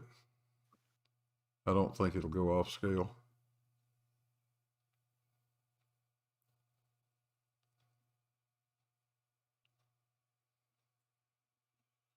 Yeah, dog walkers talking about how soft the safety wire is. That's what I remember from using this stuff. But I haven't had any of it out of the can in years and years, so I've sort of forgotten.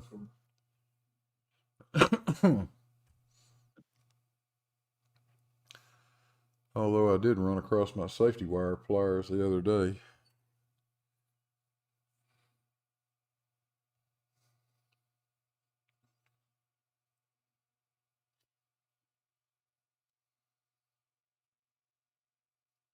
So I can see it seems like it's just barely starting to move. It's hard to tell right still. Oh, it's moving. To the left. Oh. Oh, it's going to be moving to the right now.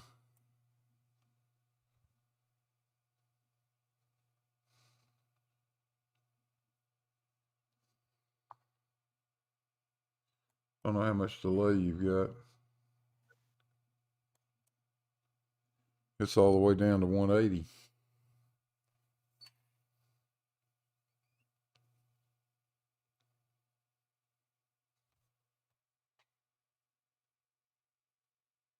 I need to refresh.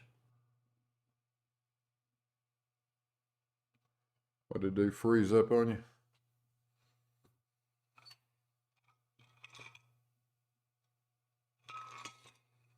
Okay, now I'm updated.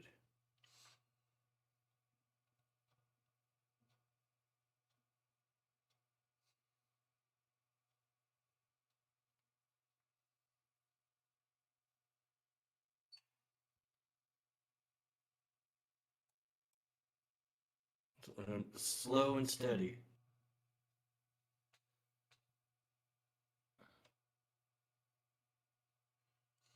Fairly steady. That's a good idea, Eric. Yeah, that's sort of what I was thinking. Very common materials that anybody can get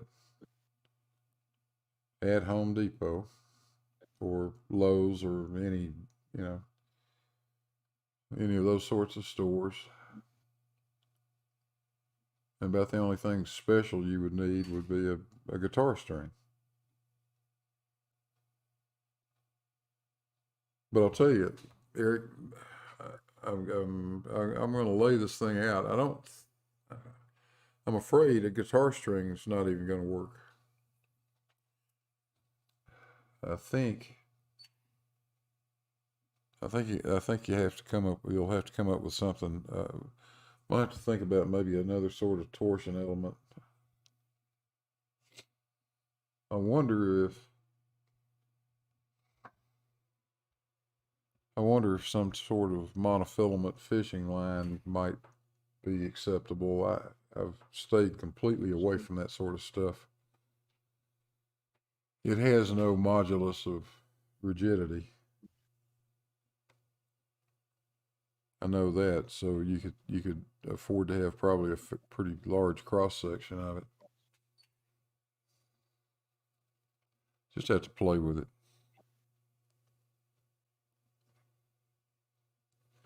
I was thinking it would probably need to be something like 36 or 38 or maybe even 40 gauge stainless wire.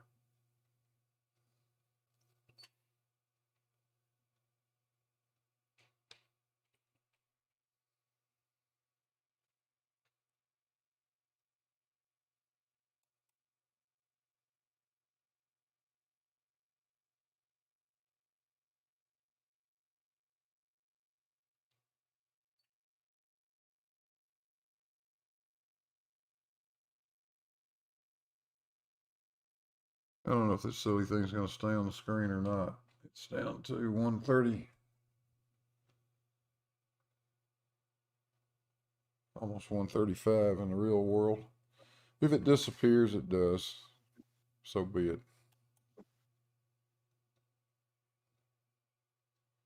We have the So fishing line is just going to be steel wire as well. no fishing line is not steel. Monofilament is just monofilament line is just whatever. I don't know what that stuff's made out of, but it's not. It's definitely not metallic. It's a plastic of some sort. Mm.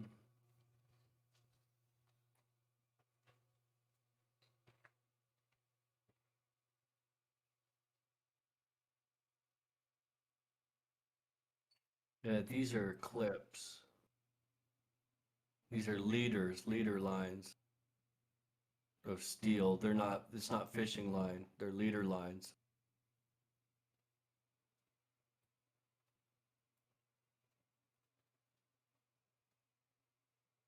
Of stainless steel for 30, up to 150 pounds.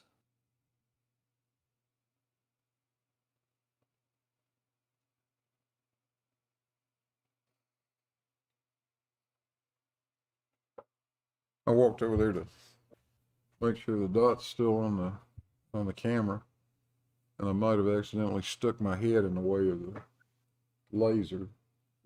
So if I did, Eric, we're gonna have a missing data point.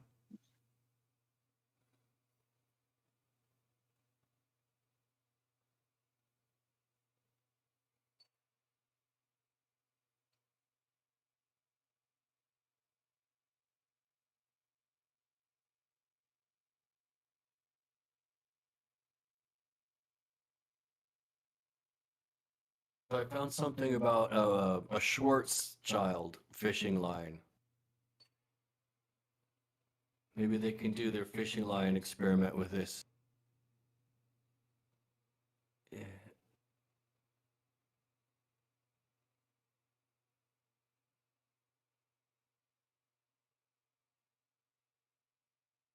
Oh no, they're just measuring it.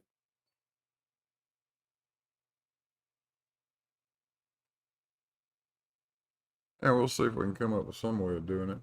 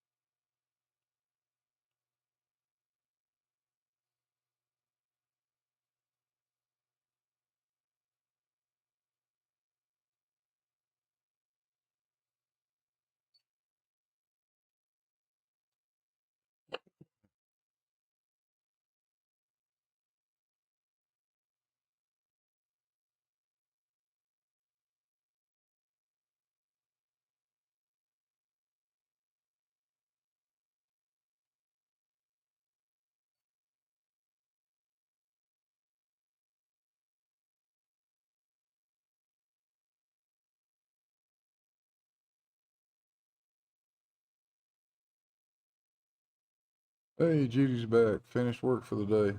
Good, good. You guys hold down the fort. I'm gonna go make a cup of coffee.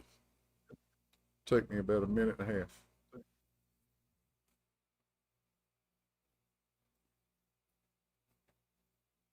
So yeah, monofilament is nylon usually, but they have this. It has problems.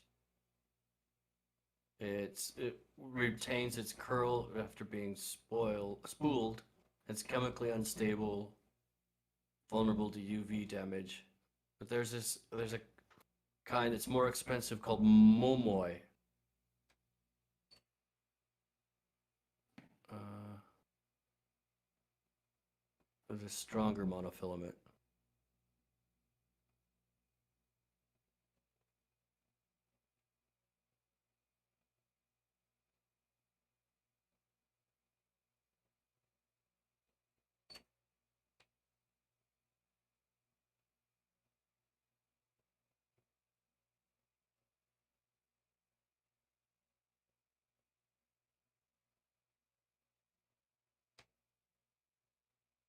And then something they call Berkeley varnish is fluorocarbon.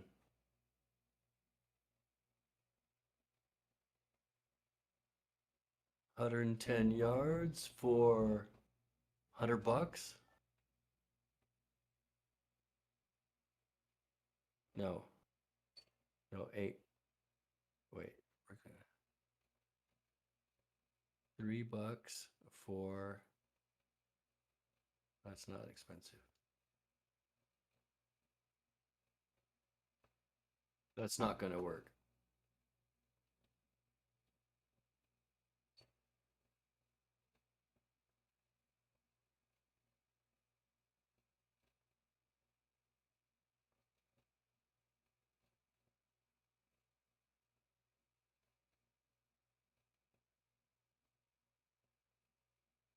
Riley's using nylon.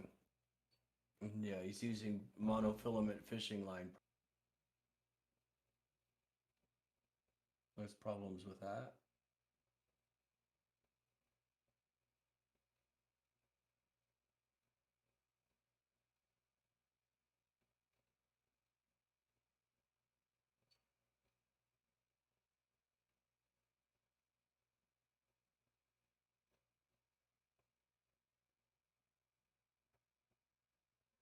The laser is clearly moving.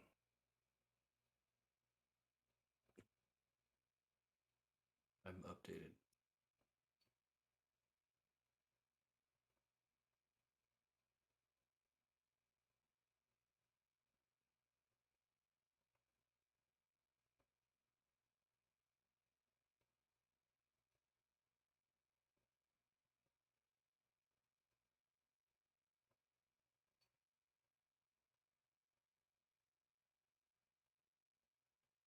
Yes, Riley's is dead on the whiteboard. It's DOA. It's not even. It's designed to fail. He's following. He's missing the main concepts. Hello, John Watson.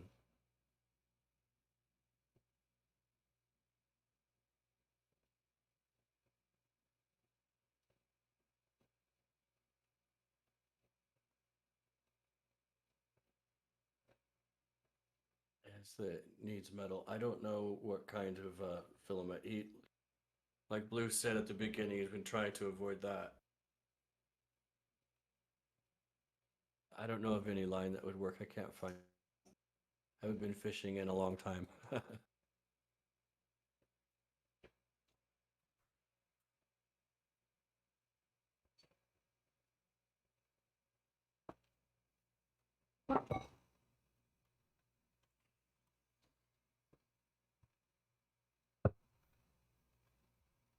All right, I'm back.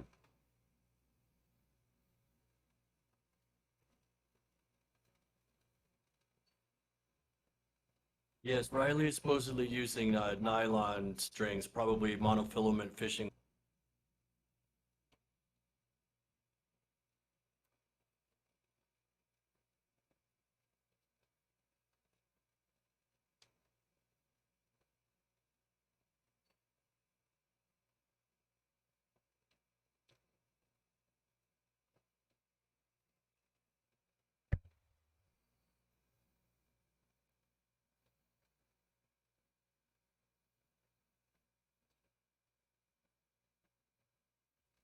Joe Kovacs is correct. Riley literally built a straw man. That's exactly what he did.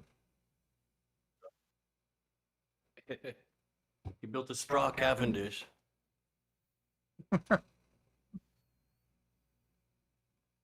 Should have built it out of straw, literally. it would have worked the same.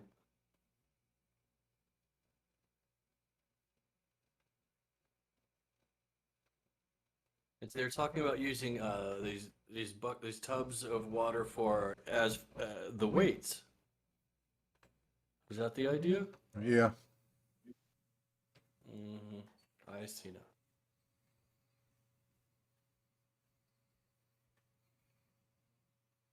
Water's heavy. Yeah, so is glass. That's the problem. Water is not heavy. Not heavy enough, right?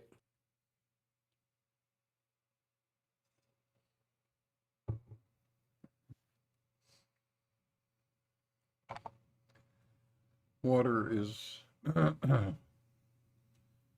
has a specific gravity of 1. Lead has a specific gravity of about 12.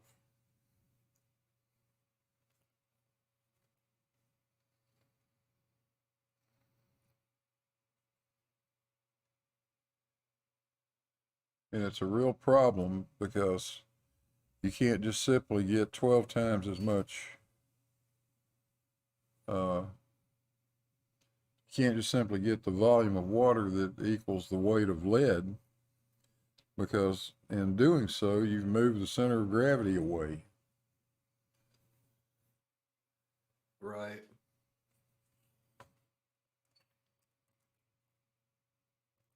Like tungsten has a high specific gravity as well. 19.25. Yeah, tungsten's heavy.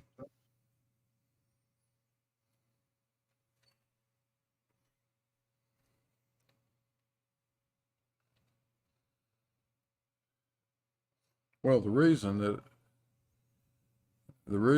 Cavendish had balls that were 7 times as heavy as the ones I'm using, he only got a little more than twice as much attractive force, because the center of those huge, massive balls he was using moved out away from the small ones. It's the center of the mass. It's not the damn distance between them. Right. But that's a standard Flurf malfunction. They only use inverse square when it so suits them. Yeah.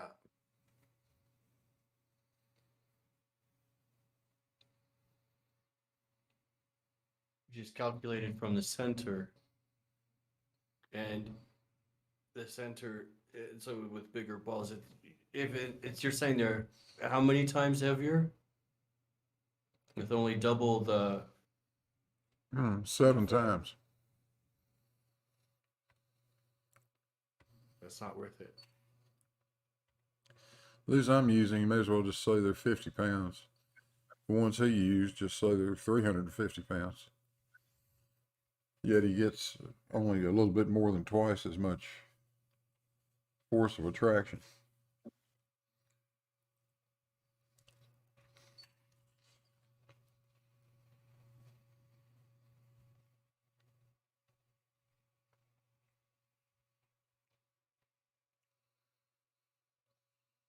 And I've got exactly the dimensions inside this box that I built, exactly what he had. And the little balls on the balance are exactly the same size as what he used. So everything else is Yeah, equal. even. Sorry, go ahead. No, that's okay. Yeah, I was just correcting myself that water is not very heavy, even aluminum.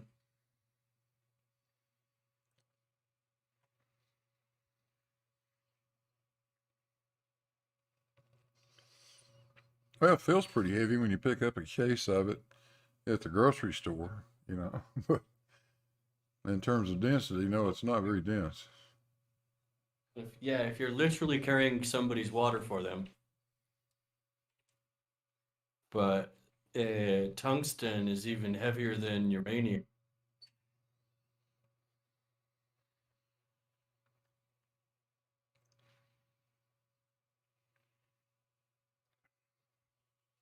It's hard to get that shipped to you.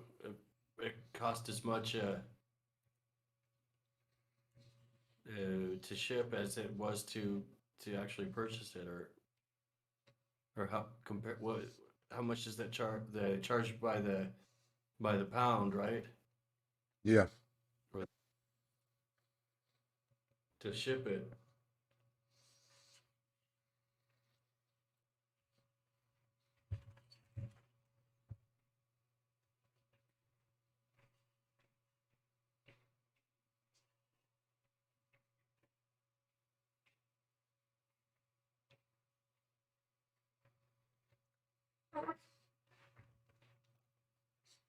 That was one of the problems. The guy that makes these lead weights, these cannonball weights, said he could not make anything bigger than 65 pounds because he didn't have a way to ship it. These 50 pounders, he put them in separate boxes, and I think they came UPS, if I'm not mistaken.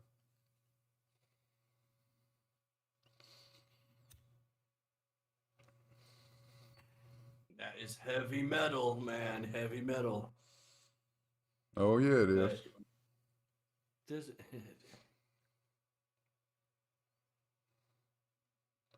and then how big is the actual frame? I remember when you were building it, but to give people like a better idea that haven't seen the building, those longer beams, how long are they? 5 feet, more or less, 5 feet.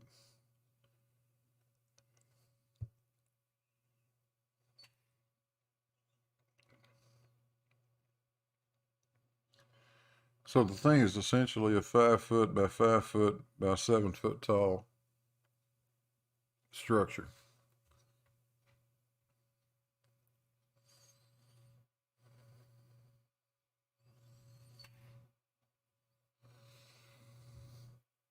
So you could fit this in the back of a big pickup truck bed, Oh yeah.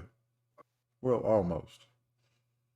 a Pickup truck big beds one, won't a won't big. quite won't quite handle 5 feet wide, but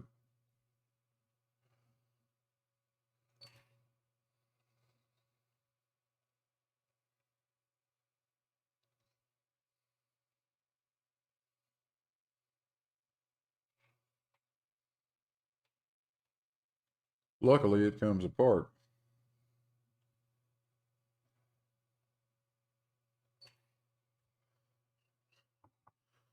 I built it so that it could. Uh, I built the frame. The frame is all mortise and tenon joints, and I didn't glue it up. I used screws through the tenons, so I can take this thing uh, apart very easily.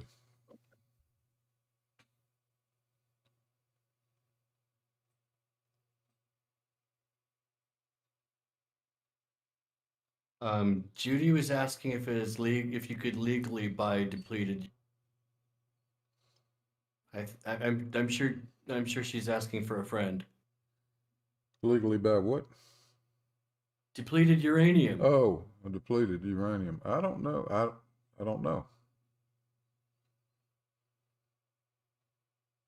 I'm Don't know why not. I can get it for you. I don't ask me where I can get it. There are ways.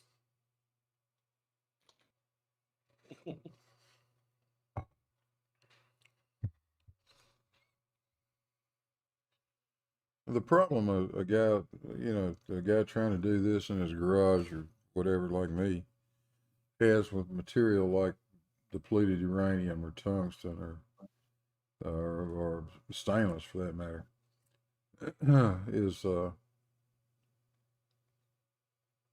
trying to machine it, trying to change the shape of it.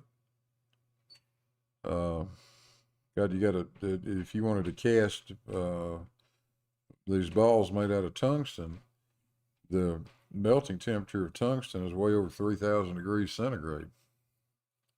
What the hell are you going to do that with? You need a carbon arc furnace to be able to melt the damn stuff.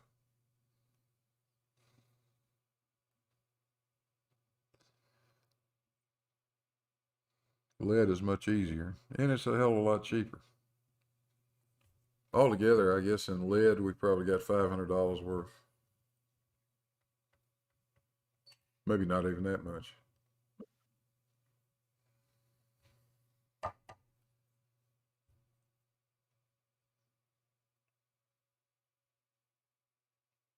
Riley, I think, was claiming he had a couple of £100 worth of lead flashing. Yeah, could be.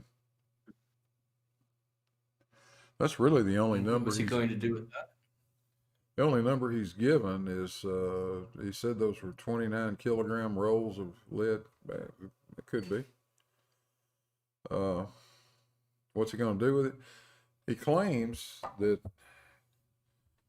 somebody else is doing this. He's not doing this. Somebody else is doing this, and the guy that's financing it had gotten that lead with the intention of using it for the demonstration, and then taking it back for a refund.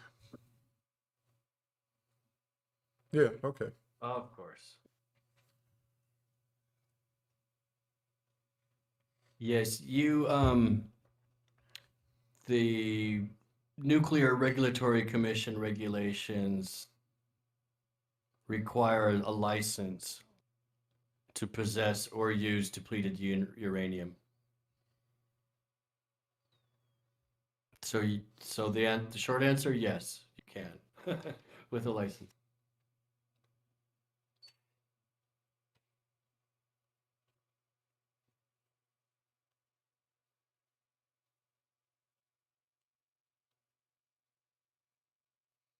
So what he's showing on his channel, this video, is not what he's doing it, and he's just recording it.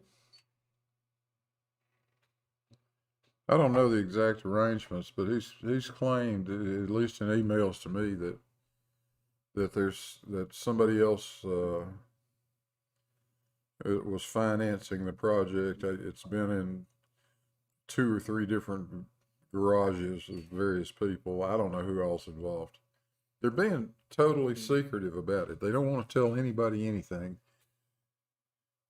He says that the Is engineer, the guy he calls a mathematical engineer, what the hell ever that is, doesn't want his name publicized. Okay, well, I don't blame him. If he's a real engineer, I wouldn't want my name attached to that piece of shit either. yeah.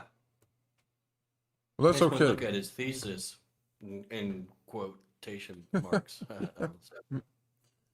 Not to worry, Tony. We are going to fix the Tony tub for you. Maybe. If you're nice. Yeah, so he's gotta keep it under wraps, and now he's going to distance himself from it. That's what he's trying to do right now. It's not. It's this other guy. Yeah, I didn't do it. It No, wasn't me. I can hear the excuses start rolling out now. Why you can't get it to?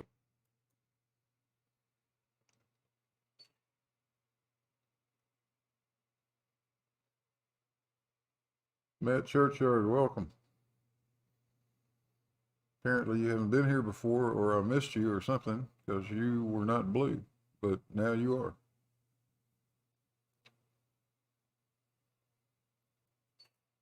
Hey, Paul Crumley, good to see you.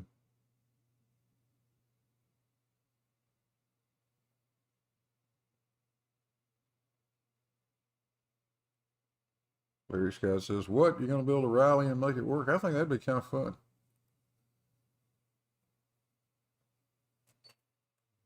Not until after I'm done with this. I don't have any interest in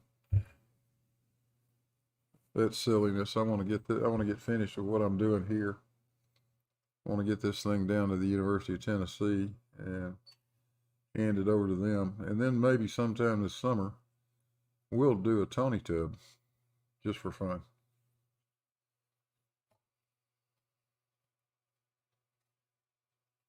Actually, the advantage of a thing like what they've built is you don't need any sort of adjuster mechanism at all. Just get the damn torsion balance hanging inside the thing in the center, and then let it settle wherever it settles. It doesn't make any difference where it settles.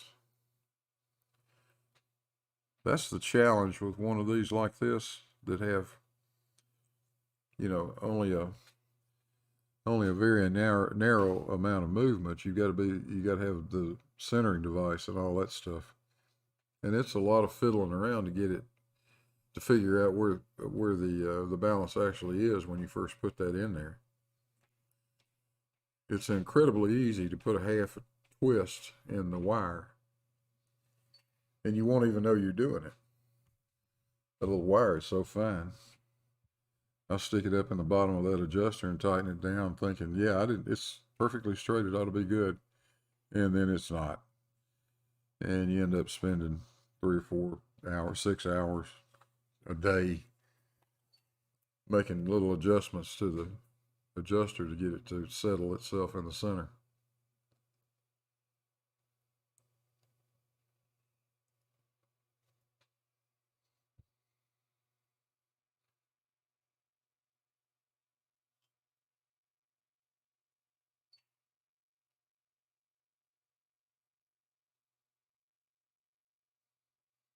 Chris Durham wants to know what Riley's using. It's not an egg. He's not using eggs. We know that. Looks like he's got little lead fishing weights. Can't tell what size they are.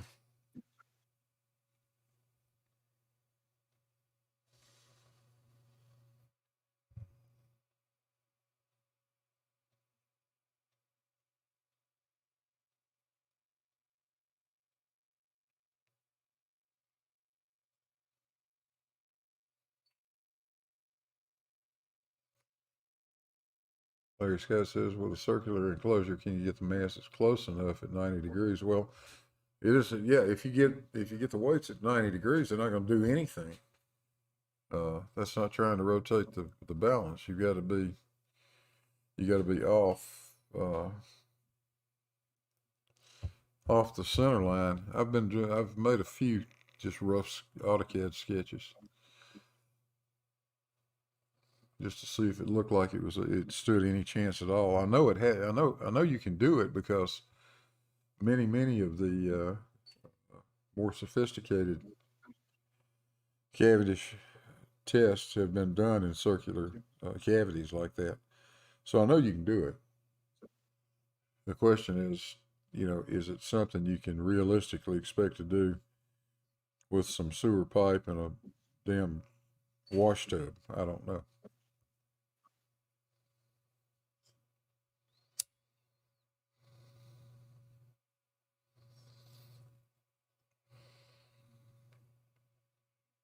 Yeah, you'd think it would work.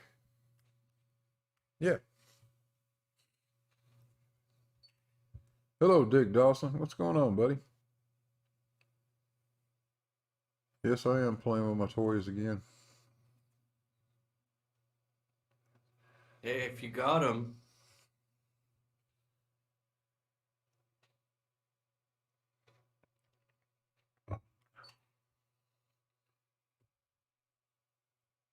And Matt says there's a reason Hey. the common design has the weights directly in the line in the line of rotation. That's right.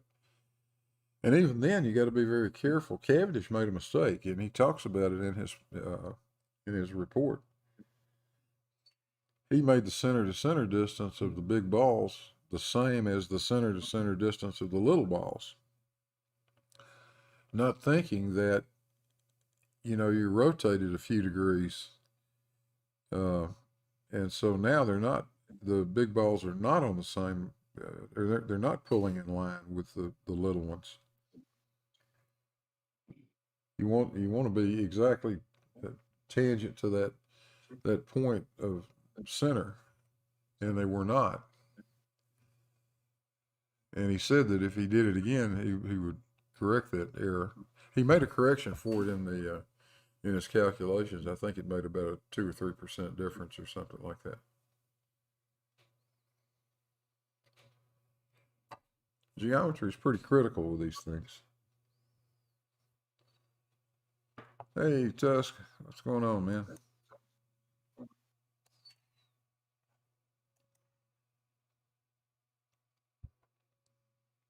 Got 27 people watching. That's great.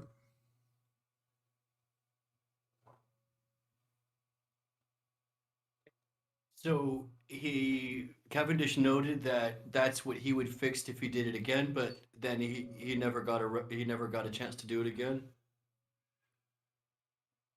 Well, he didn't have any reason to do it again. He just made a correction for it. He was just pointing out that it was an oversight on his part. That he really should have extended the length of the. He really should have set his large masses a little further out from the center point, so that they would have lined up like mine do, perfectly lined up with the tangent, the center line of the small balls.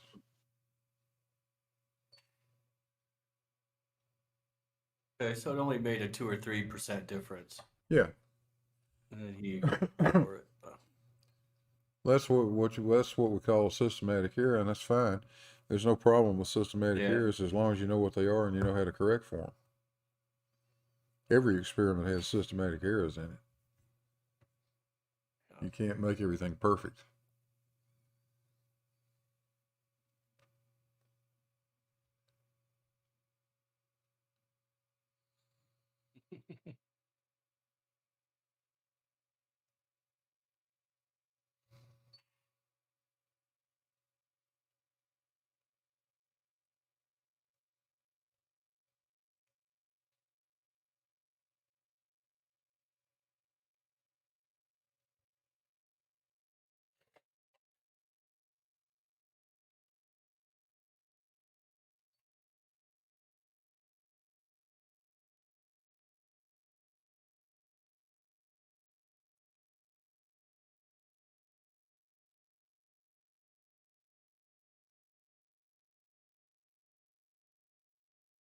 So I'll tell you another story about Riley. He also can't English. I'm using English as a verb. We knew that from his thesis already. He has trouble because of the Dunning-Kruger, makes him think that he's an expert on everything. But he was trying to convince me this, maybe 9 months ago, 8 or 9 months ago, he was trying to tell me. I said, I wanted a model of the Earth or something like that.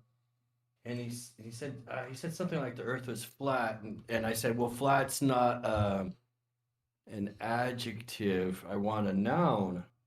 And he said level, yeah, the Earth. And I said, well, level is an adjective, not a noun. And he said, when I say that water is level, I'm using level as an adjective and a noun. I'm like, what? At the same time. How can it be? How can it be an adjective? You can't even. It can't be an adjective and a noun at the same time in the same sentence. So if it were a noun, it would have to be water is a level. But he just makes stuff up as he goes along, or I don't know, because the script's very poorly written. Dave Ann's asking, where on the arc do the centers of mass line up? Okay, this is going to be hard to describe. You can go look at some of the stuff on my channel. I'm thinking maybe even back to the very first introduction video I did, where there's a drawing of the thing. But let me try to describe it as best I can. If you assume that the balance is sitting perfectly centered in the enclosure, and then and the small balls are hanging on the center line, of course, of that rotation, that arc of rotation. Draw a tangent then to that arc of rotation right at the center line of the box, coming straight coming straight out of the box, and it then passes right through the center line of these large balls when they're situated in their resting position. And that requires that the radius of that arc that the big balls are on has to be a little bit bigger. Not a lot. I think it's only maybe 3/4 of an inch larger diameter circle than the 4-foot circle for the small balls, but it's enough to make a difference. And that's what's going to happen with that circular thing. You're never really going to be pulling straight. You're going to be pulling at a bit of an angle. That's okay as long as you know what that angle is. And as long as you situate things appropriately, you can maximize the amount of force you're applying, knowing how far you expect the thing to move.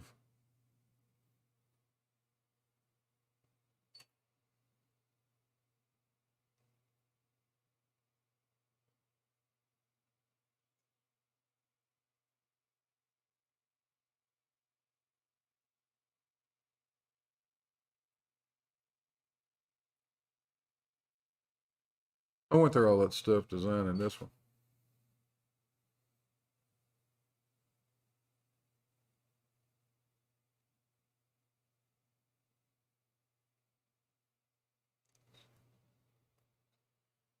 And the size of the balls affects that distance.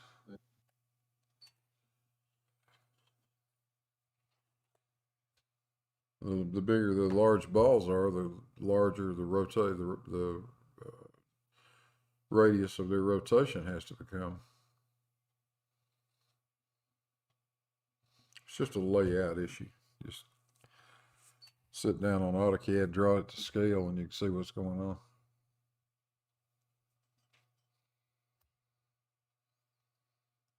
Because you still have to go to the center of the balls to do that inverse square law. Yeah, Is that right? yeah. The force is acting between the centers of the masses.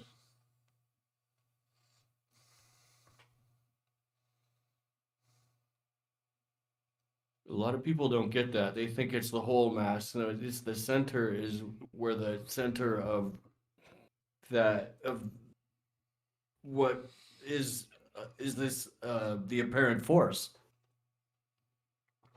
Yep, that's right.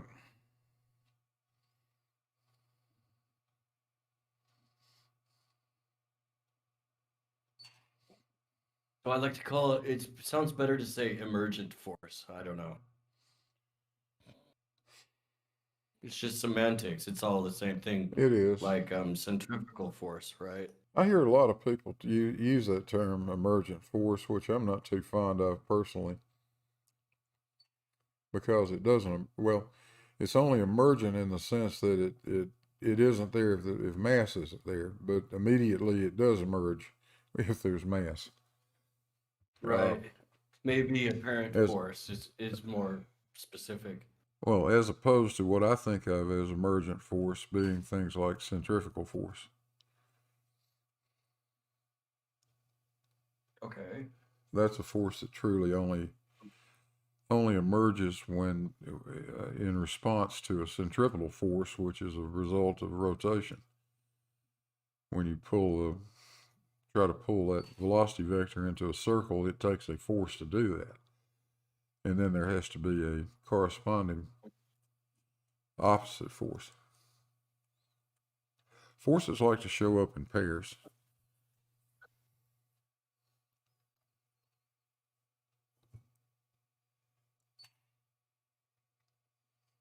So I won't say who it was, but by not a coincidence, the question was posed yesterday.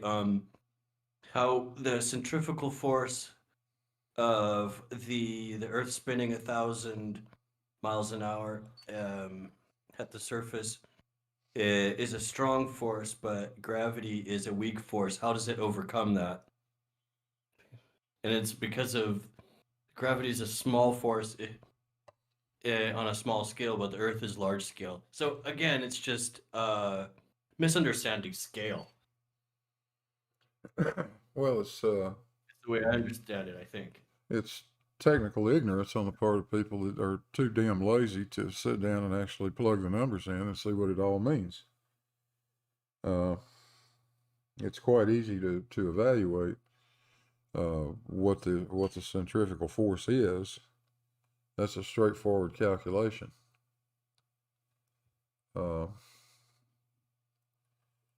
And it cannot be more than about 0.3% of what gravity amounts to.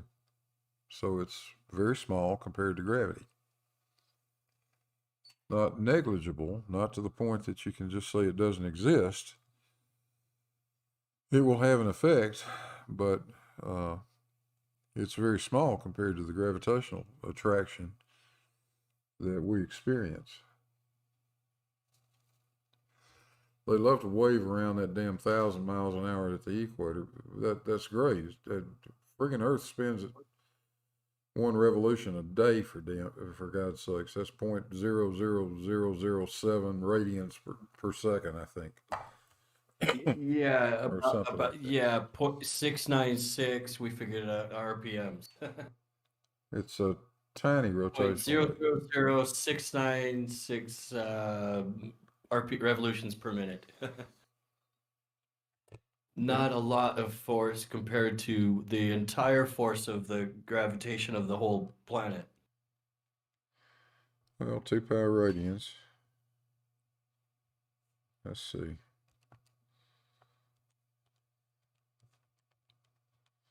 Maybe you know who I'm talking about. Yeah.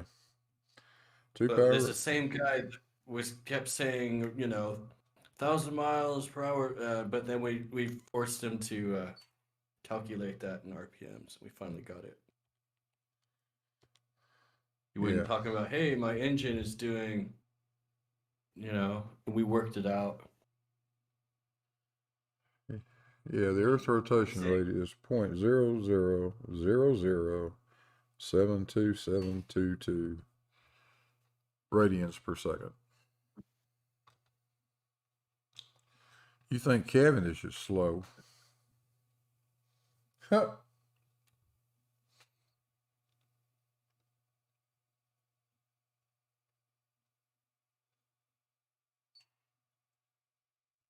That's right, Matt. Centripetal force is very tiny because of how slowly we rotate.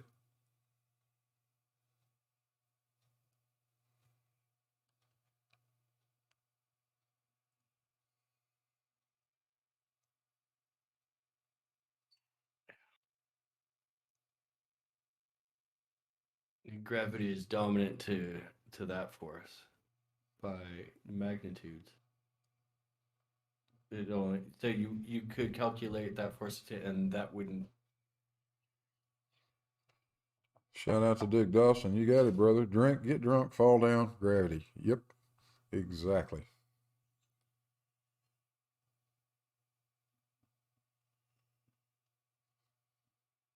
Flirts love that 1,000 mile an hour thing. It's so impressive sounding. It's just sensational to say. How could we Breakneck speed. possibly be screaming around at 1,000 miles an hour? Well, you're not stupid. You're standing on the friggin' earth.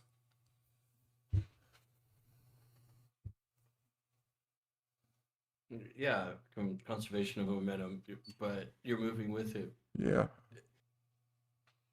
At that Relative RPMs. to some, yeah, in some frame of reference you are. Yeah. But somehow that's become an issue that should be a stronger force than gravity. And it should overcome it, but it hardly makes Well, a dent in it. Okay, it would, and you don't have to change it all that much. If you make the Earth rotate at about one revolution every 90 minutes, okay, make it rotate at about one That would be revolution trouble. every 90 minutes, then you will not be able to stand on the equator. You'll just be floating around. Yeah. You will have achieved orbital speed at that point.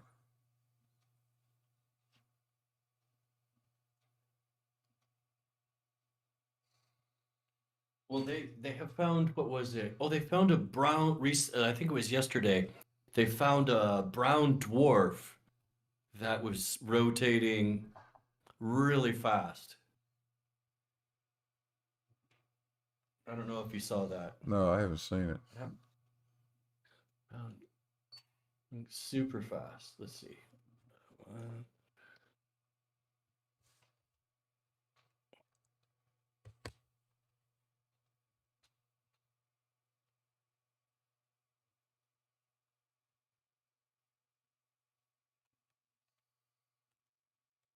Yeah, this was recently.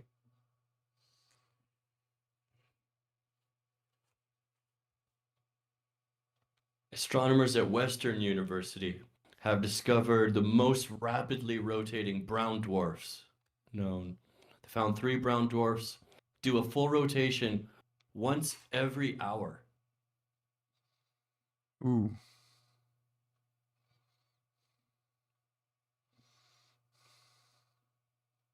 If they failed stars rotated any faster, they would come close to tearing themselves apart. Right.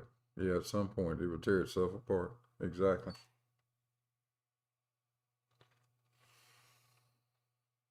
It's why it's surprising that they're going as fast as they are.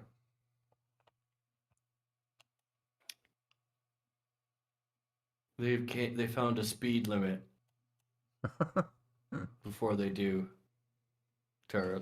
before they blow up or tear apart. Kind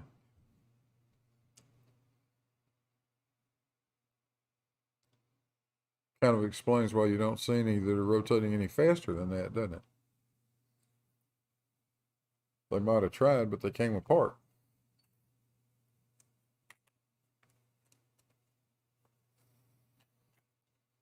That's right, Larry. Larry's talking about Jupiter rotating in 9 hours. Yeah, it does. And that's why it's, I think, the most oblate object in the solar system.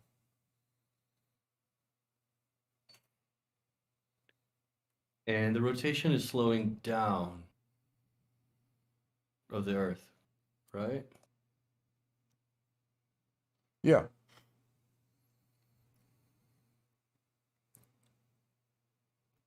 Few Someday, one day, seconds. we would become, eventually, I guess every planet will eventually become tidally locked with the sun. It just has to.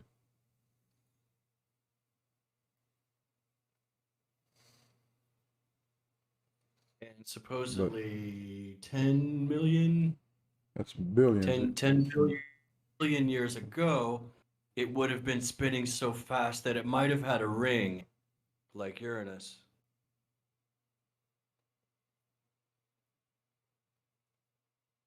So I guess it has to be going, a planet has to be going pretty fast to have a ring.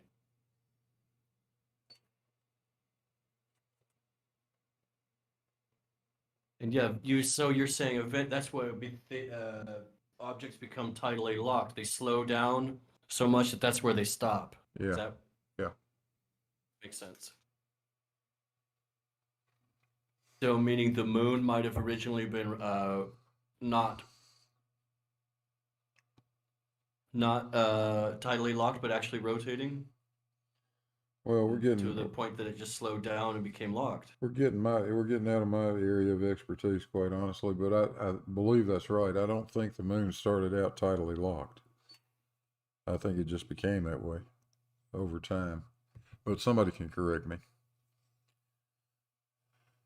The moon's always the most difficult thing because we have so much information because it's close enough.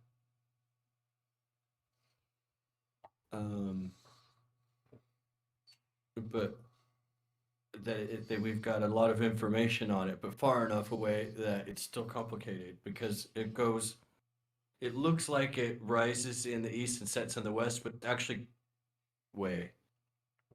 And you can only see it during a certain kind of eclipse where it's actually the motion it's really going, which is east to west. So it's it's the most complicated.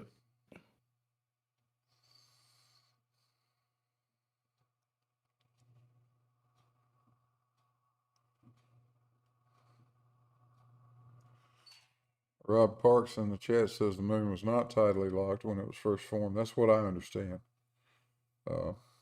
Well, yes, we've seen that most satellites are tidally locked, not like a majority, like more than 50%. It's not rare. I knew that, but it didn't used to be. That I didn't know.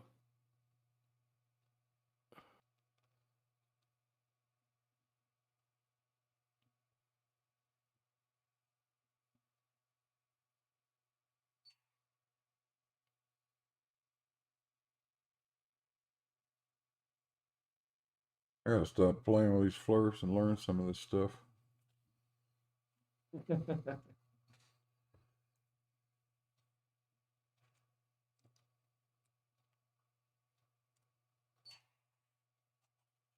Well, it's a good question. I've seen the moon's synchronous spin state is thought to have arisen billions of years ago when the moon was closer to the Earth, so tidal forces were stronger than at present.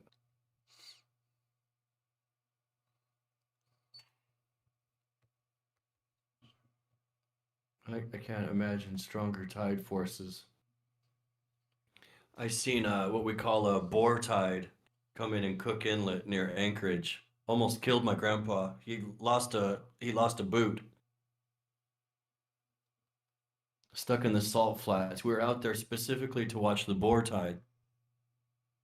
Cook Inlet supposedly has the second strongest tides in the world, apart from some fjord in Norway. It's basically a giant fjord, named after Captain Cook.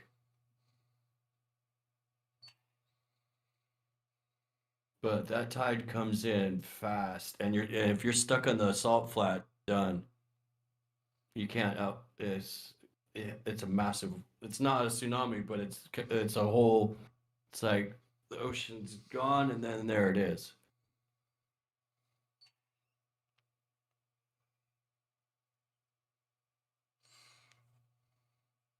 This is great. Rob Park says at some point the Earth and Moon will be entirely tidally locked.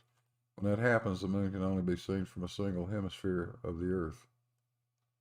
So, geostationary moon, says Larry Scott. Yeah, I guess so.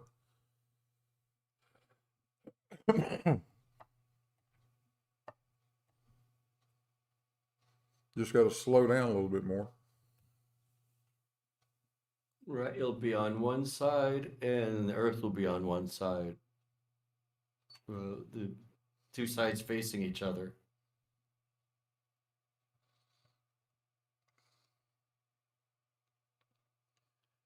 Now, that's going to do some interesting things to the tides, won't it?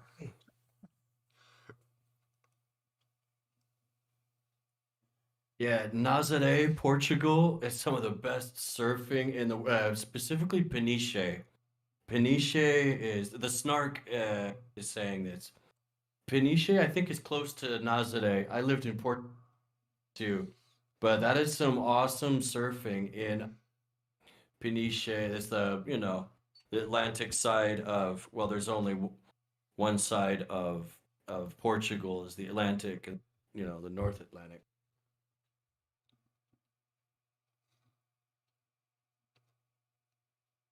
And because he's saying that it's the highest waves. There's great surfing, best surfing. I know that.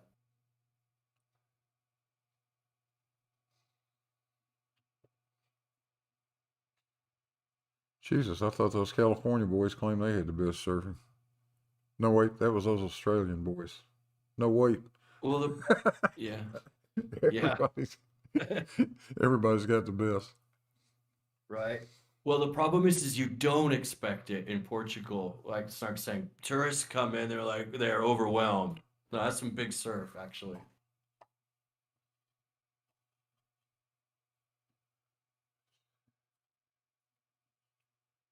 I have, I've seen it out in California. Uh, I've, I've stood and looked at it and thought, there's no way in hell you're getting me out there. Oh no.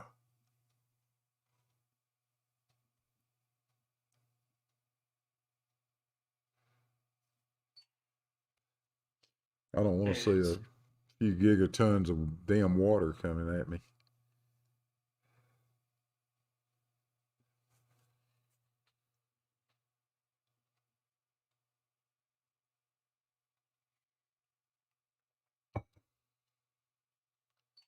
Let's see how we're doing on our picture count. Hopefully I'll not stick my head in between the laser and the target.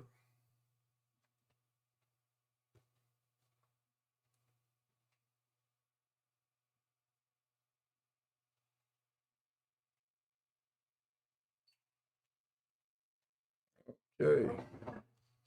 143 frames left. Divided by 3.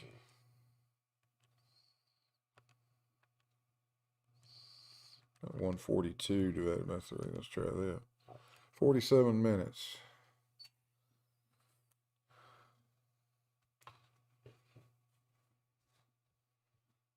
So that'll finish us up. And when that finishes, so will I. Because I'm going to meet a buddy of mine for a couple of beers not long after that.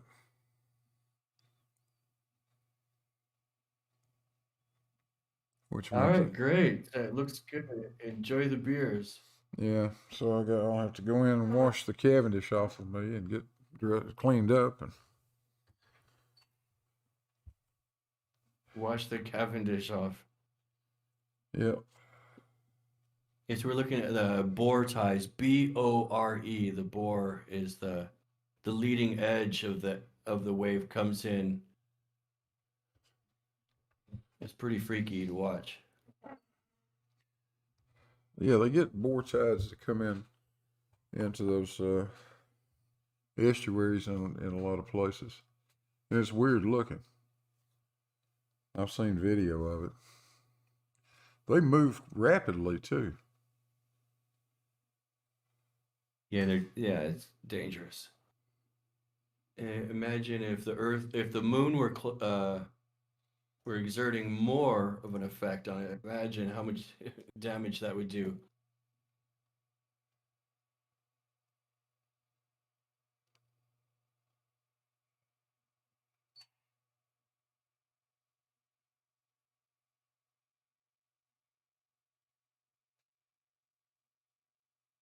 And so, if we're both tidally locked, the moon and the Earth, how effect? We're not gonna. That's going to kill tides, isn't it? There won't be any more tides. Right.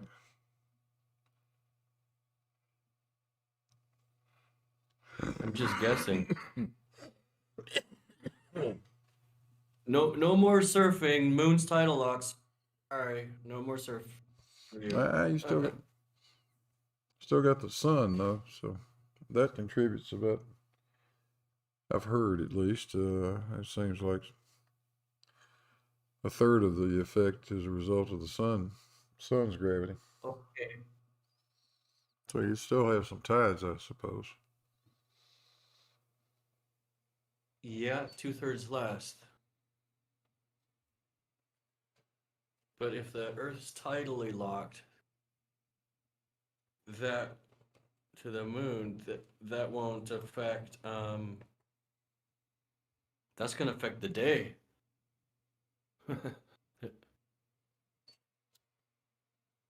That'll be horrible. So I like the Goldilocks zone right where it is. Beautiful.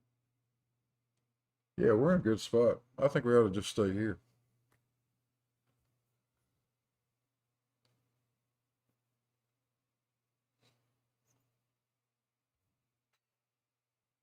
So, yeah, it would be fun to experiment. See what like the sunrise looks like on Mars. Things like that would be fun.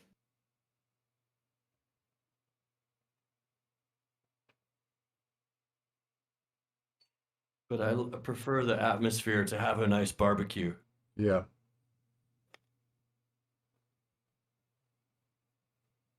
It's pretty handy the way that works out.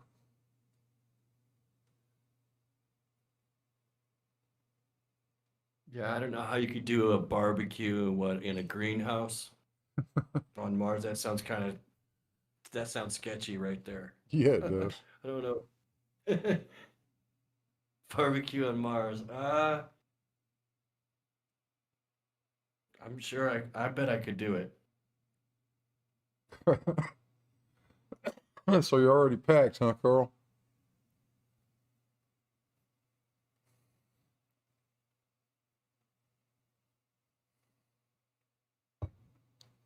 Ready to make that trip.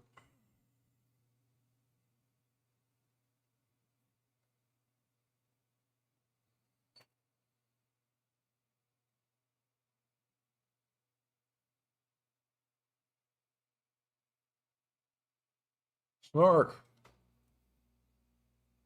See you later, man. Signing off, huh? Okay. Well, I won't be here all that much longer. Still got 25 people watching. Hey, thanks for dropping by, everybody.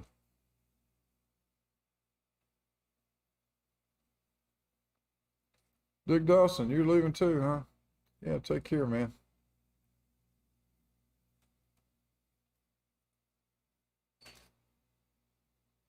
And Carl is ready to go.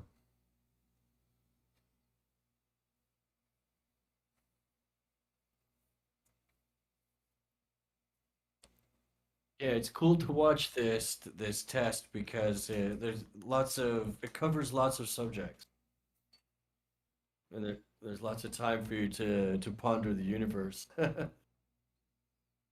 Yeah, we get some good discussions going on out in the chat while we're sitting here watching As this well, thing yeah. just do what it does.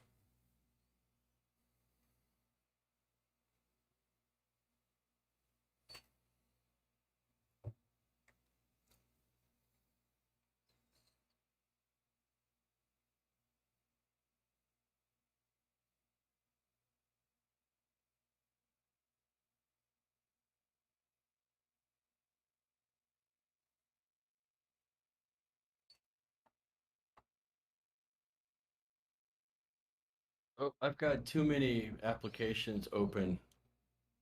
Uh, not to mention tabs. I've got too many IQ tabs open right now. Too many IQ applications on top of that.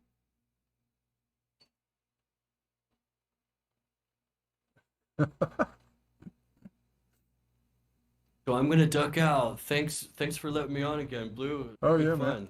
Take care. Anytime. You take care of yourself. We'll catch you on the next one. So anybody wants to come in, please do. Feel free. I'll stick a Discord link back in the chat again.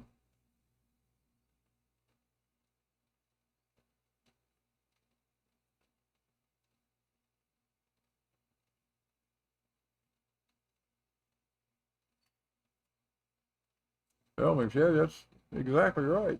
We just need some greenhouse gases on Mars. I'm sure us clever humans can figure out some way to do that, right? Or maybe not.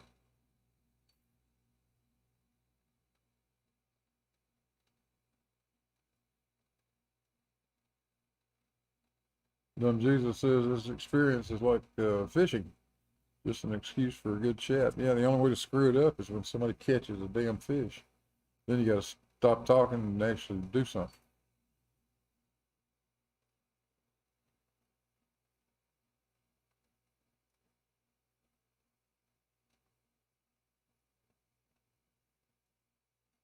I've always said that hunting and fishing are perfect sports. The only way to screw them up is when somebody kills something or catches something.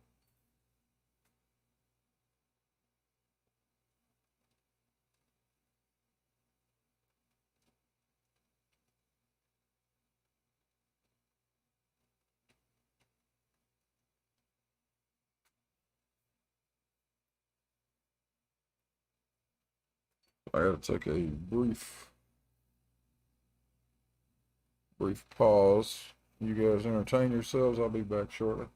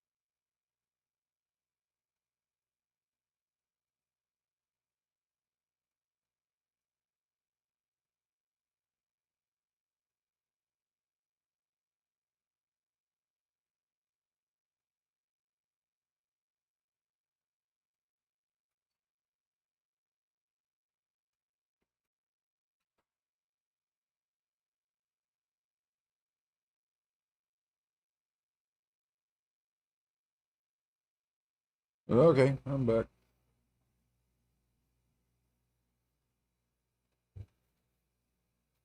Hey, Eric, if you're still out there, have you looked at the oscillation period when the weights are in one of these uh, extreme positions? Just out of curiosity, I wonder what the difference is.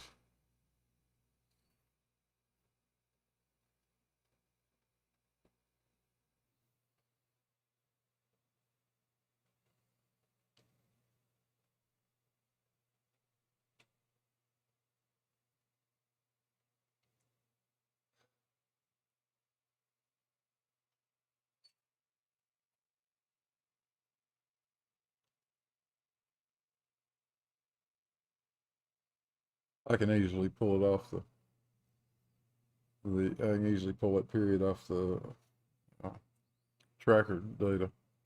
I just didn't have a chance to before I started the stream this morning.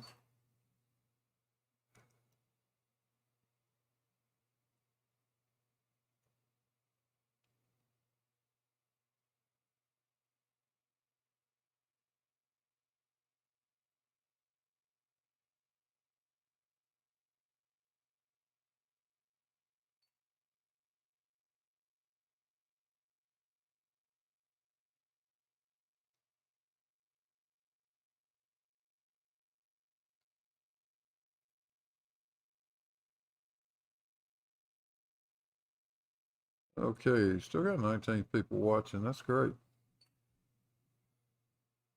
I appreciate it, guys.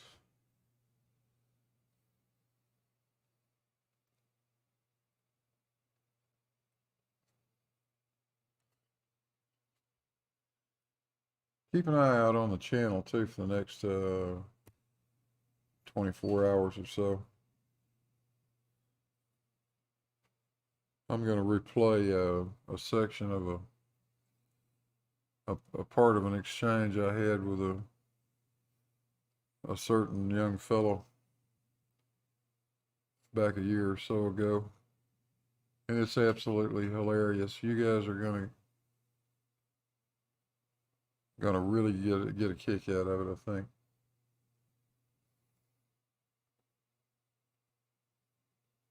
$970. That's the number I've been using, Eric. That's the number I was coming up with too.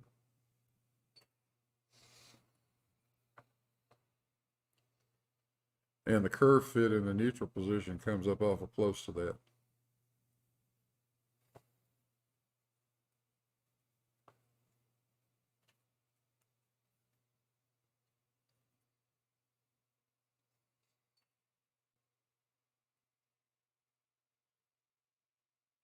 So it's slightly less in the neutral position, but I think we expect that anyway.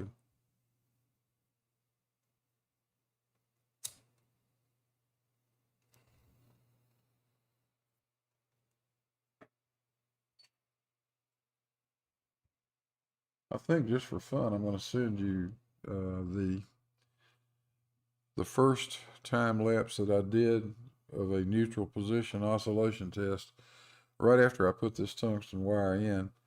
And I didn't pick up on it just looking at the data. All I did was just pull off an oscillation period, which appeared to be 950 seconds. Okay.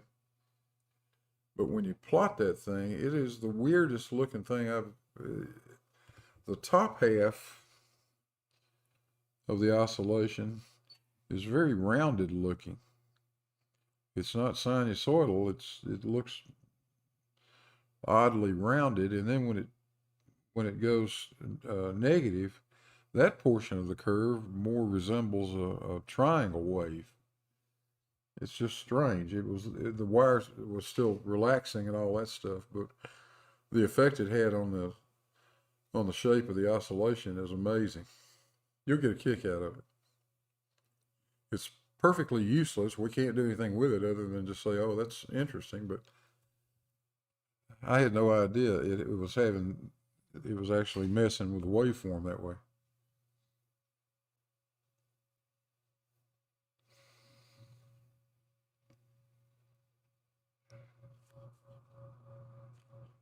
Yeah, I was just sitting there messing with tracker, and I thought, hey, I know, I'll pull that thing up. I'll pull that time lapse up and stick it in and see what happens. And I was shocked to see that. It just shows you how it shows you why the wire was doing what it was doing, why the drift and everything that was taking place.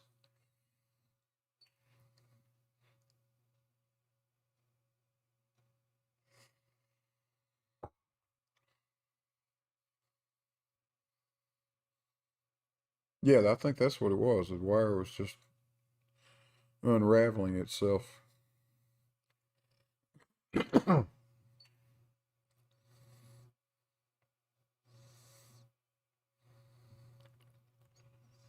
It did a lot of drifting there over the first few days, which you expect. I've come to expect. Seems to happen no matter what kind of material it is and no matter what you do to it. It's just got to go through a period of stabilization.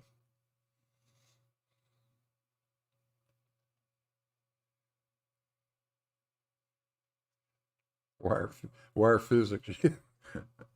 Yeah.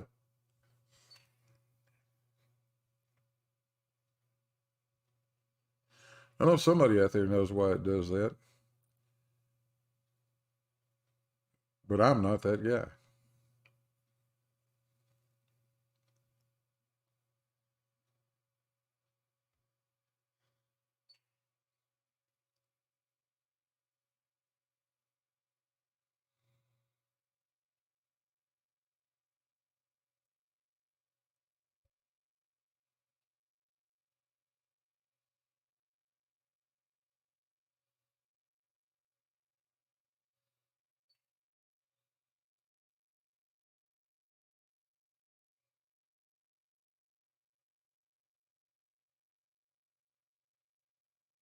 Very close to 8 minutes, says Dave. Yes, it is. Very close. 970 is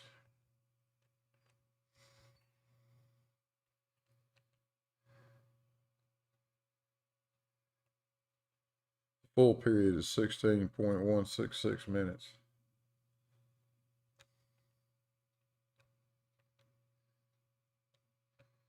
So 8 minutes and 10 seconds.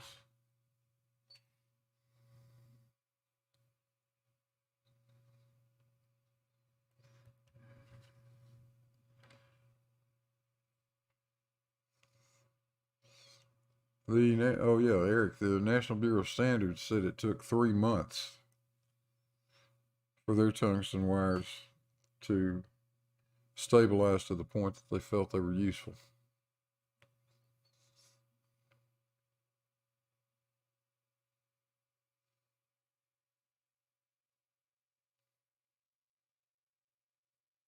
Dave says 8 minutes and 5 seconds.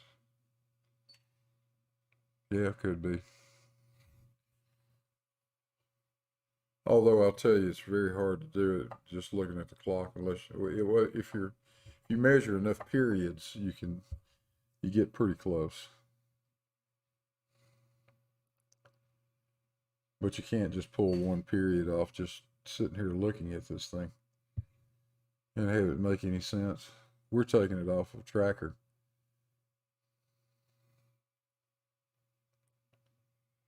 When Eric's doing it, when I'm doing it, pulling that off of the tracker software. So that gets us even closer. That's pretty important too. That number is pretty important. Big G varies as a function of the inverse of the square of that time.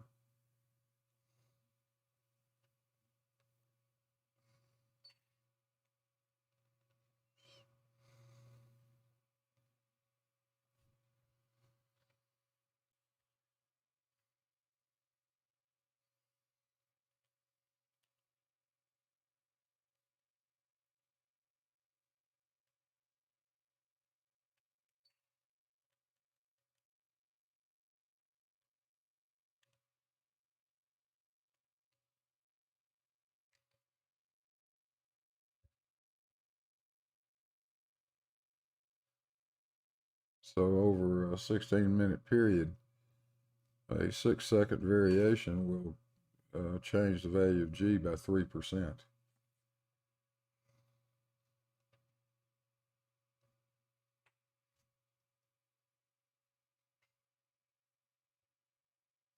Oh wait, no, that's wrong. Not 3%. Change it by 1.3%.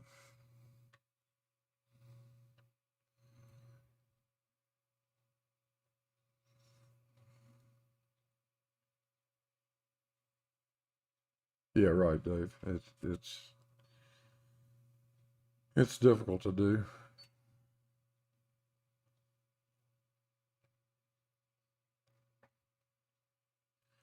I've spent many hours sitting in there running the video forward and backward, trying to figure out what I was going to call the peak.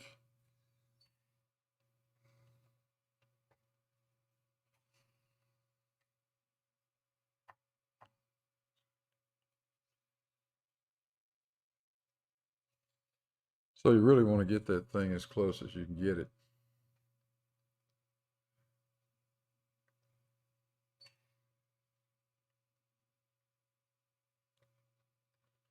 Cavendish calculated the period independently for a lot of his tests. He's used a slightly different period based on the measurement he happened to make.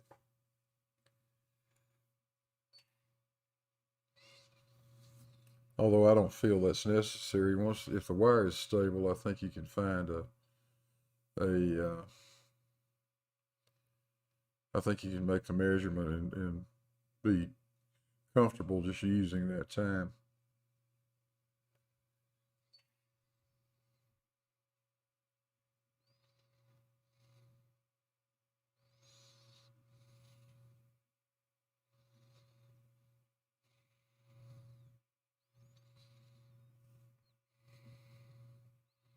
Oh, wow. Eric, 970.4 and 970.19. That's remarkably close.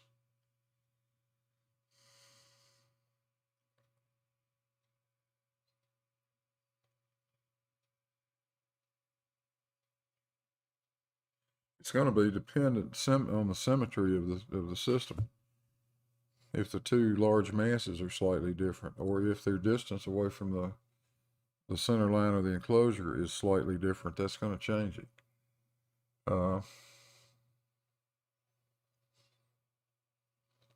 So I think that's telling me we've got this thing is pretty accurate in terms of the build of it anyway.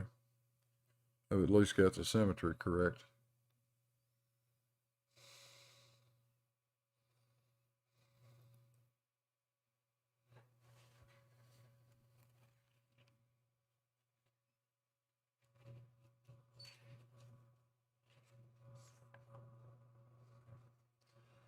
And I certainly hope I do. I spent enough damn time trying to be sure I did that.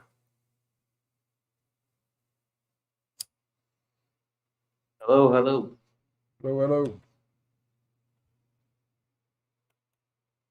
that you? Hey, Can you hear me, John. Blue? Yeah. I hear you, John. You Yeah. got me? John Watson alert. Yeah, man. Whap, whap, whap. I got you, buddy. How you doing? All right, yeah.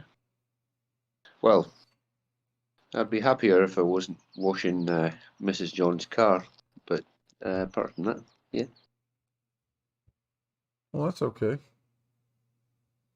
Yeah, gets me brownie points. Absolutely. How's that telescope mount coming? Oh, I haven't I haven't started painting it yet. I'm going to the blacksmith tomorrow morning. I think he's gonna do me another top plate where I said that they drilled the holes. Well, he ought to if he drilled it wrong. Yeah, he's a nice guy. He's a super friendly, nice guy. So, Oh yeah, but I've also got some counterweights that I need drilled and tapped. So I'm gonna get him to do that as well. I'm pretty sure the drawing was right, and I'm pretty sure it was clear of the way I dimensioned it. So he just messed something up. Yeah, I don't know what the guy just wasn't thinking. It wasn't actually the boss that did the welding and everything. But yeah, they're good. They're good people, and yeah. So Yeah, I'll see what he says tomorrow. That's a first-rate looking gizmo. Yeah, I mean you could. Once that's, I'm gonna drill it out, drill the concrete out, and put like 8 inches of M16 threaded rod into the concrete and set it with injection resin. Yeah, just epoxy them in place. Yeah, I mean, Jesus, you could drive a truck into that thing. Oh, that's yeah, setting stuff down in there in epoxy like that's as good as J bolts ever thought about being. The only thing any better than that is to build it, tied, welded into a rebar frame if you had that down in there. But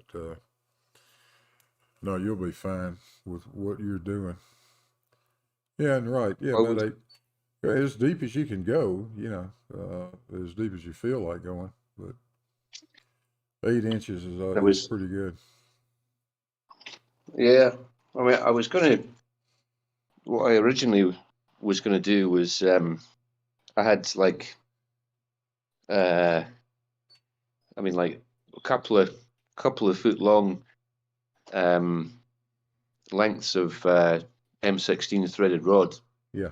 And put a bend in them, and I was going to set them in the concrete. Yeah. But there was so much aggregate in the concrete that it just wasn't happening.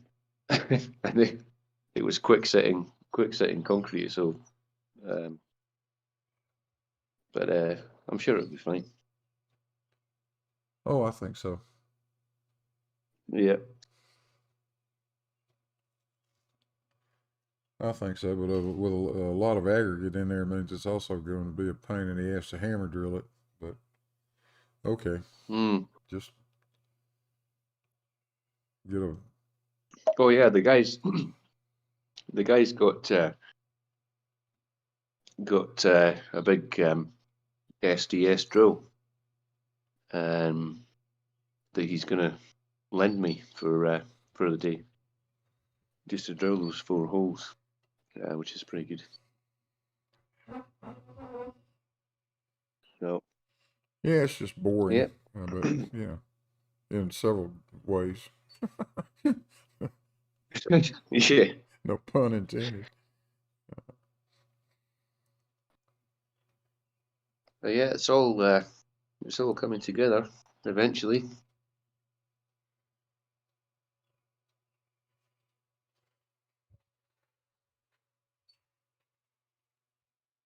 Have you had any more feedback from Mr. Riley?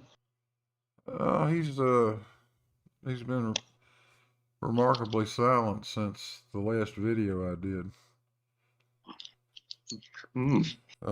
I would be. I think maybe I opened his eyes a little bit. He seemed to have been convinced that somehow or the other, this wooden case that the torsion balance is in is physically connected to this big structure out here, which it is not. I get the feeling that he may have gone back and taken a look at a lot of the build videos and looked at some other views other than just what you see on this camera, and realized that I'm not lying about it. Damn it, it's not connected. It's not touching anything. The only thing associated with Yes. there are 2 things associated with the framework that are actually physically touching that wooden case. One is that little plastic clock you see sitting there. That's not much of a connection. I don't think that little plastic clock is transferring any energy from the big frame into the enclosure. And the only other thing connected physically is a piece of 12 gauge wire up there at the top, the ground wire, which has got a big loop in it. So that's certainly not transmitting any energy. I think he finally realized that. So even if I wanted to, Fellow is. huh? I was just going to say that if you come across a person who is convinced that everybody is lying to them, it says a lot about that person, not everyone else. You know, the big kind of bugbear of yours, and I completely understand why. You've been completely transparent in what you're doing, and to be accused of I don't know, trying to fudge the results or hiding anything must be really aggravating. But it's as I say, I think it says more about Anthony than it does about you. You know what I mean? Yeah, I do. I find a lot of these guys, though, I've run into a lot of them that think that way. I was listening to some of the babblings of Brian Leakey talking about professional scientists. People that depend on doing these sorts of things for a living, and accusations that they somehow or the other cheat and fudge on their test results and so forth, which is the most insane thing most insane accusation in my mind that you could possibly make. I mean, it's because people like Brian Leakey, who has basically no education, uh, don't realize what people have gone through to obtain the credentials that they have, and how unwilling any of us would ever be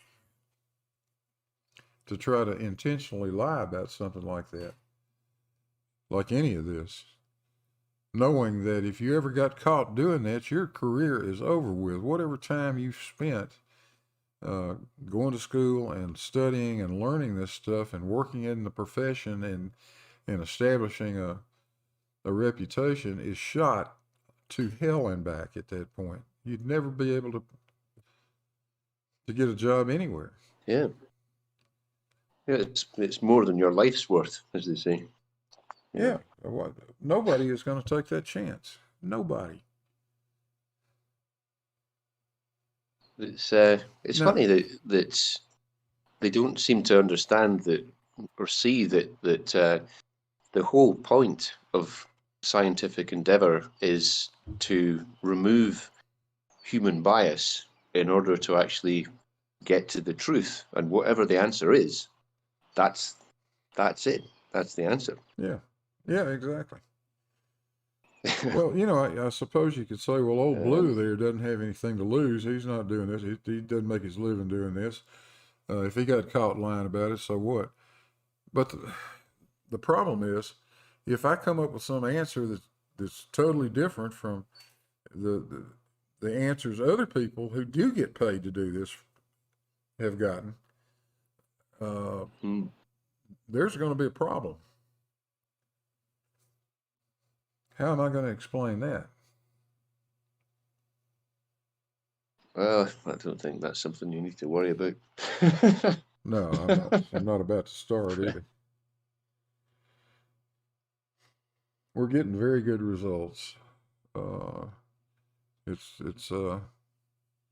really makes me proud when I see what the thing actually can do.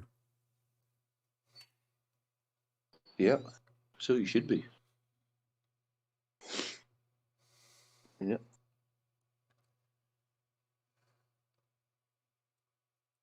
I'll listen to a little bit of the criticism, and I don't mind answering anybody's questions. And if I've accidentally concealed something, ask me to show it to you. I'll be glad to.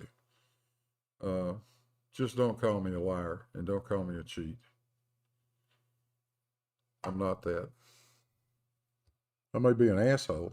You call me that, yeah, I'll agree with you. But I'm not a liar, and I'm not a cheat.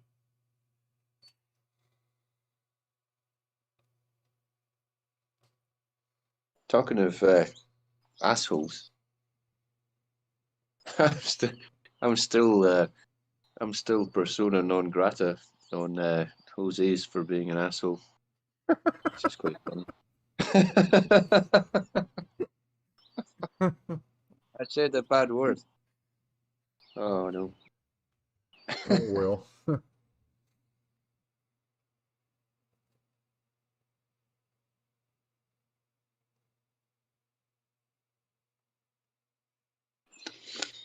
Yeah.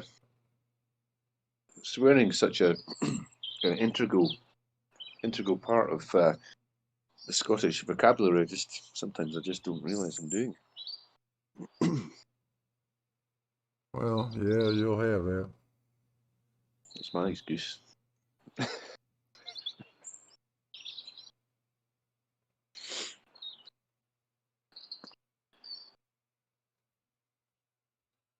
Yeah, so another shout out to Eric in the chat. Eric has been invaluable with his knowledge and capabilities when it comes to the analysis of this stuff. Was he the guy that provided the software for? You mentioned him in your last video. Yeah, absolutely. Absolutely. I had absolutely no idea a thing like that existed. But it's called Tracker. It's free. Go online, Google it, and it's video. That's a video tracking software specifically for this, doing things like what we're doing here. And that thing, you tell it what you want it to track, it finds that little red dot. We tell it to look at the red dot, it finds what the position on that dot that it likes, and then it just simply tracks it as a function of time. It takes each frame and plots a position of it. Now, I don't know how you get more You know unbiased that than might that. actually I don't know how you might get more. actually have a. Hmm? I was going to say that might actually have an astronomical application with asteroids, tracking asteroids. Just occurred to me. Well, I could see that. It's very powerful. It goes beyond just tracking the data. You can do a hell of a lot of data analysis inside that thing too.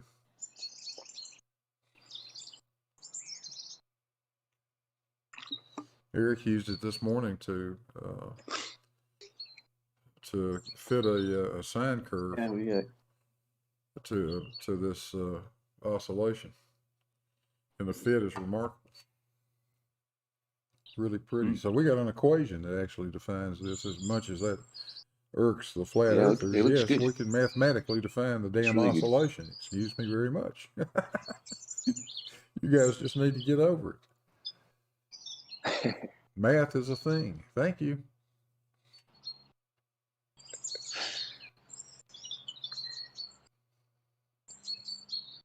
You got birds? I always wondered how they would scream and shout about your Cavendish once it was up and running. What are they going to do? What are they going to say? But they say in Australia, as mad as a cut snake.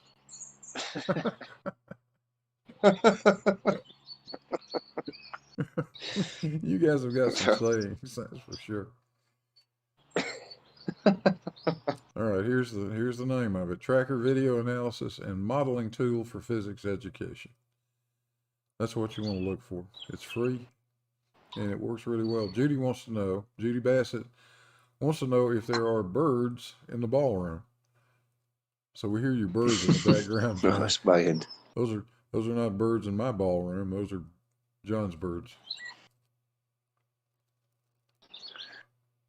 Announcing springtime, are they? Yeah, they're quite vocal all day, but especially this is just approaching dusk. Yeah. Or the gloaming, as we say in Scotland.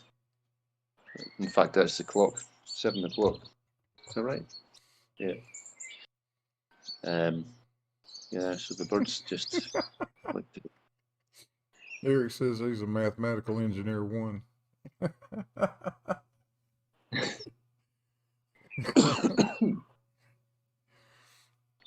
Anyway, before it does actually get dark, I better finish washing Mrs. John's car, and I just thought I'd drop in and say hello. Yeah, I'm glad you did, John. I think I'm not too far away from shutting the stream down here anyway. I'm going to let this run until I'm going to stay with it until the time lapse is over. Let me see how much time I got left. Hang on.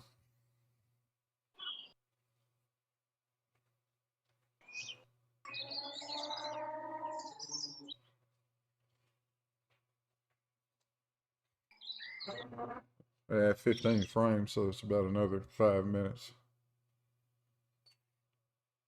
And that will conclude yet another test of Cavendish.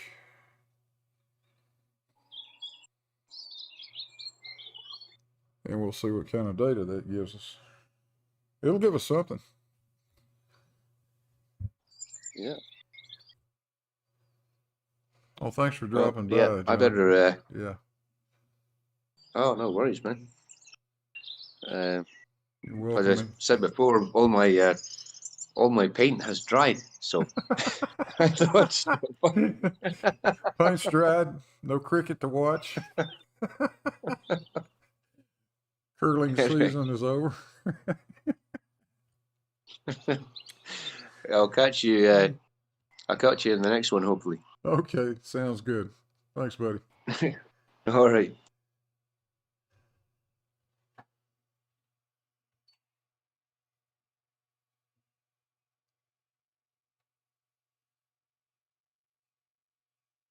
And now it's down to blue, I guess. I don't think there's anybody else in the chat.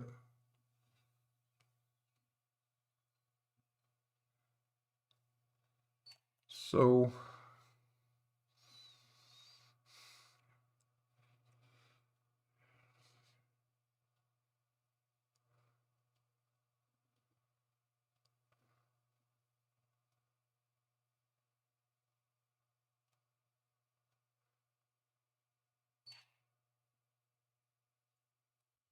oh, okay, Eric. Yeah, I wasn't sure how you did the curve fitting. I know you can do some things there in Tracker.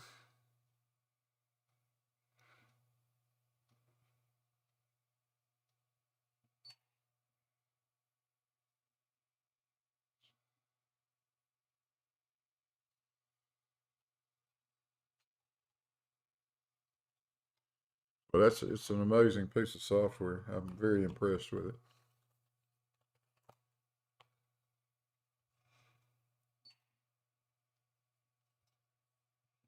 Yeah, Dave, 18, that's what I'm showing too. 18's still watching. You people really don't have it. You guys have got to get a life. You're just like me. You need a life.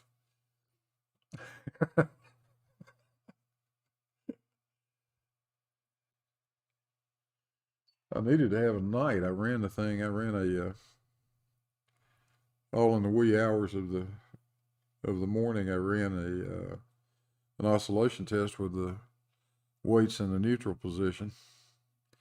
And then I turned around and reran the test I ran yesterday and got the transition point of the large masses correct, because I screwed that up on the live stream yesterday. So,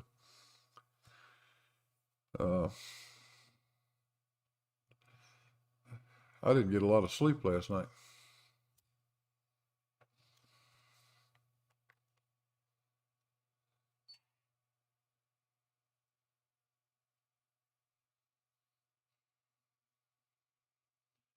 And I think tomorrow it looks like the 0 point, the neutral point, has drifted again a little bit. So I'm going to let it sit overnight in neutral, and then check it. Just leave it alone, and then check it in the morning and see where we are, and probably make another small adjustment to get it back in the center again, or as close as I can. So I don't think I'll be doing any streams tomorrow, but may do one Friday or two, maybe. Who knows?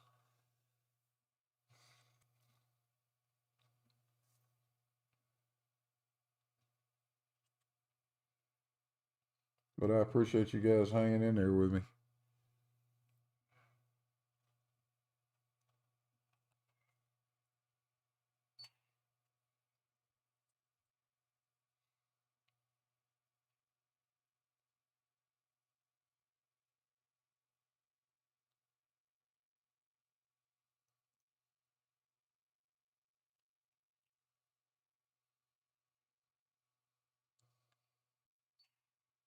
So keep an eye on the channel. I've got some funny stuff coming.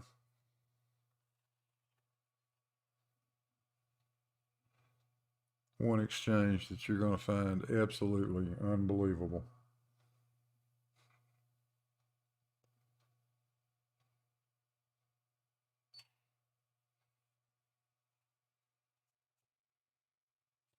Have I considered writing a book about this, Eric? I have not really thought about that.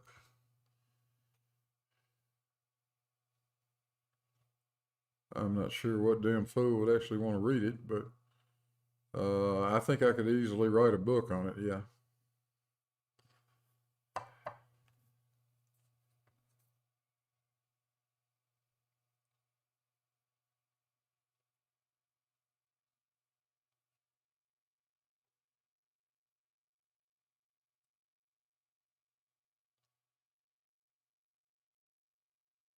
what I really intend to do, and this will be the first thing I do, is write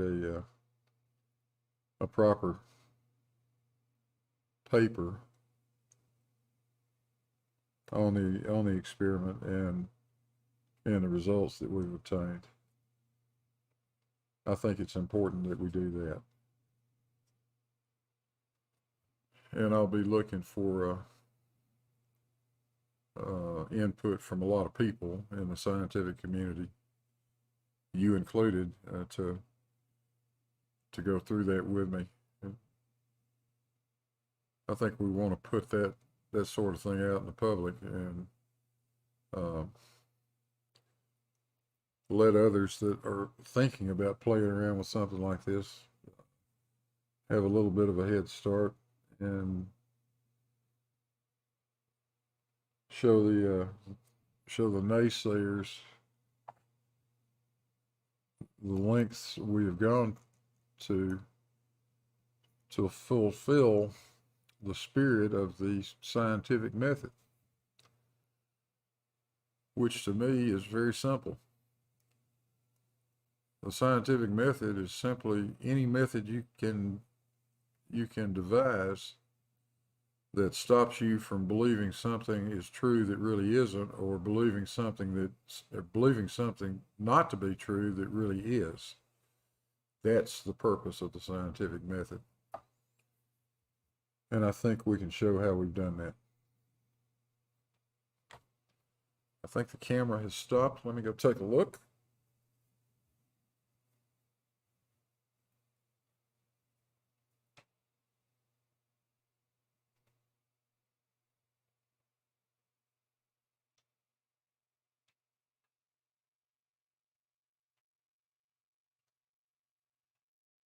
Yeah, we got a time lapse. Let's see. Create video now. Yes. Okay. Yes. So the camera is now turning 600 still frames into a video for me. And as soon as that's done, I'm going to go inside. I'm going to shut this stream down, go inside and get this downloaded. I'll get it put on uploaded to the channel, and I'll send you a link to it in your email, Eric. Hopefully I didn't stick my head in the way of the damn laser, but if I did, it's only going to be like one data point, and it'll be right in the middle of that transition. It was at the point when I moved the big weights, so that period's not important to us anyway.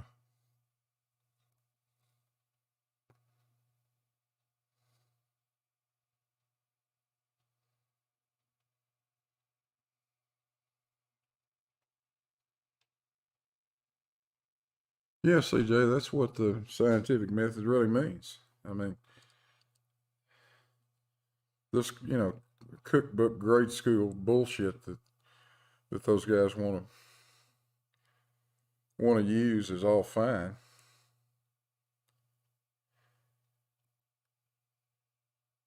But it doesn't have to be that way.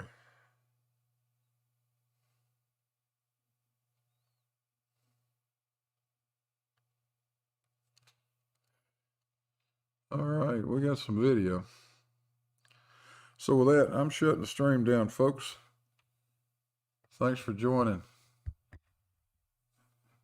Hope you had fun. And I'll probably see you guys again about Friday.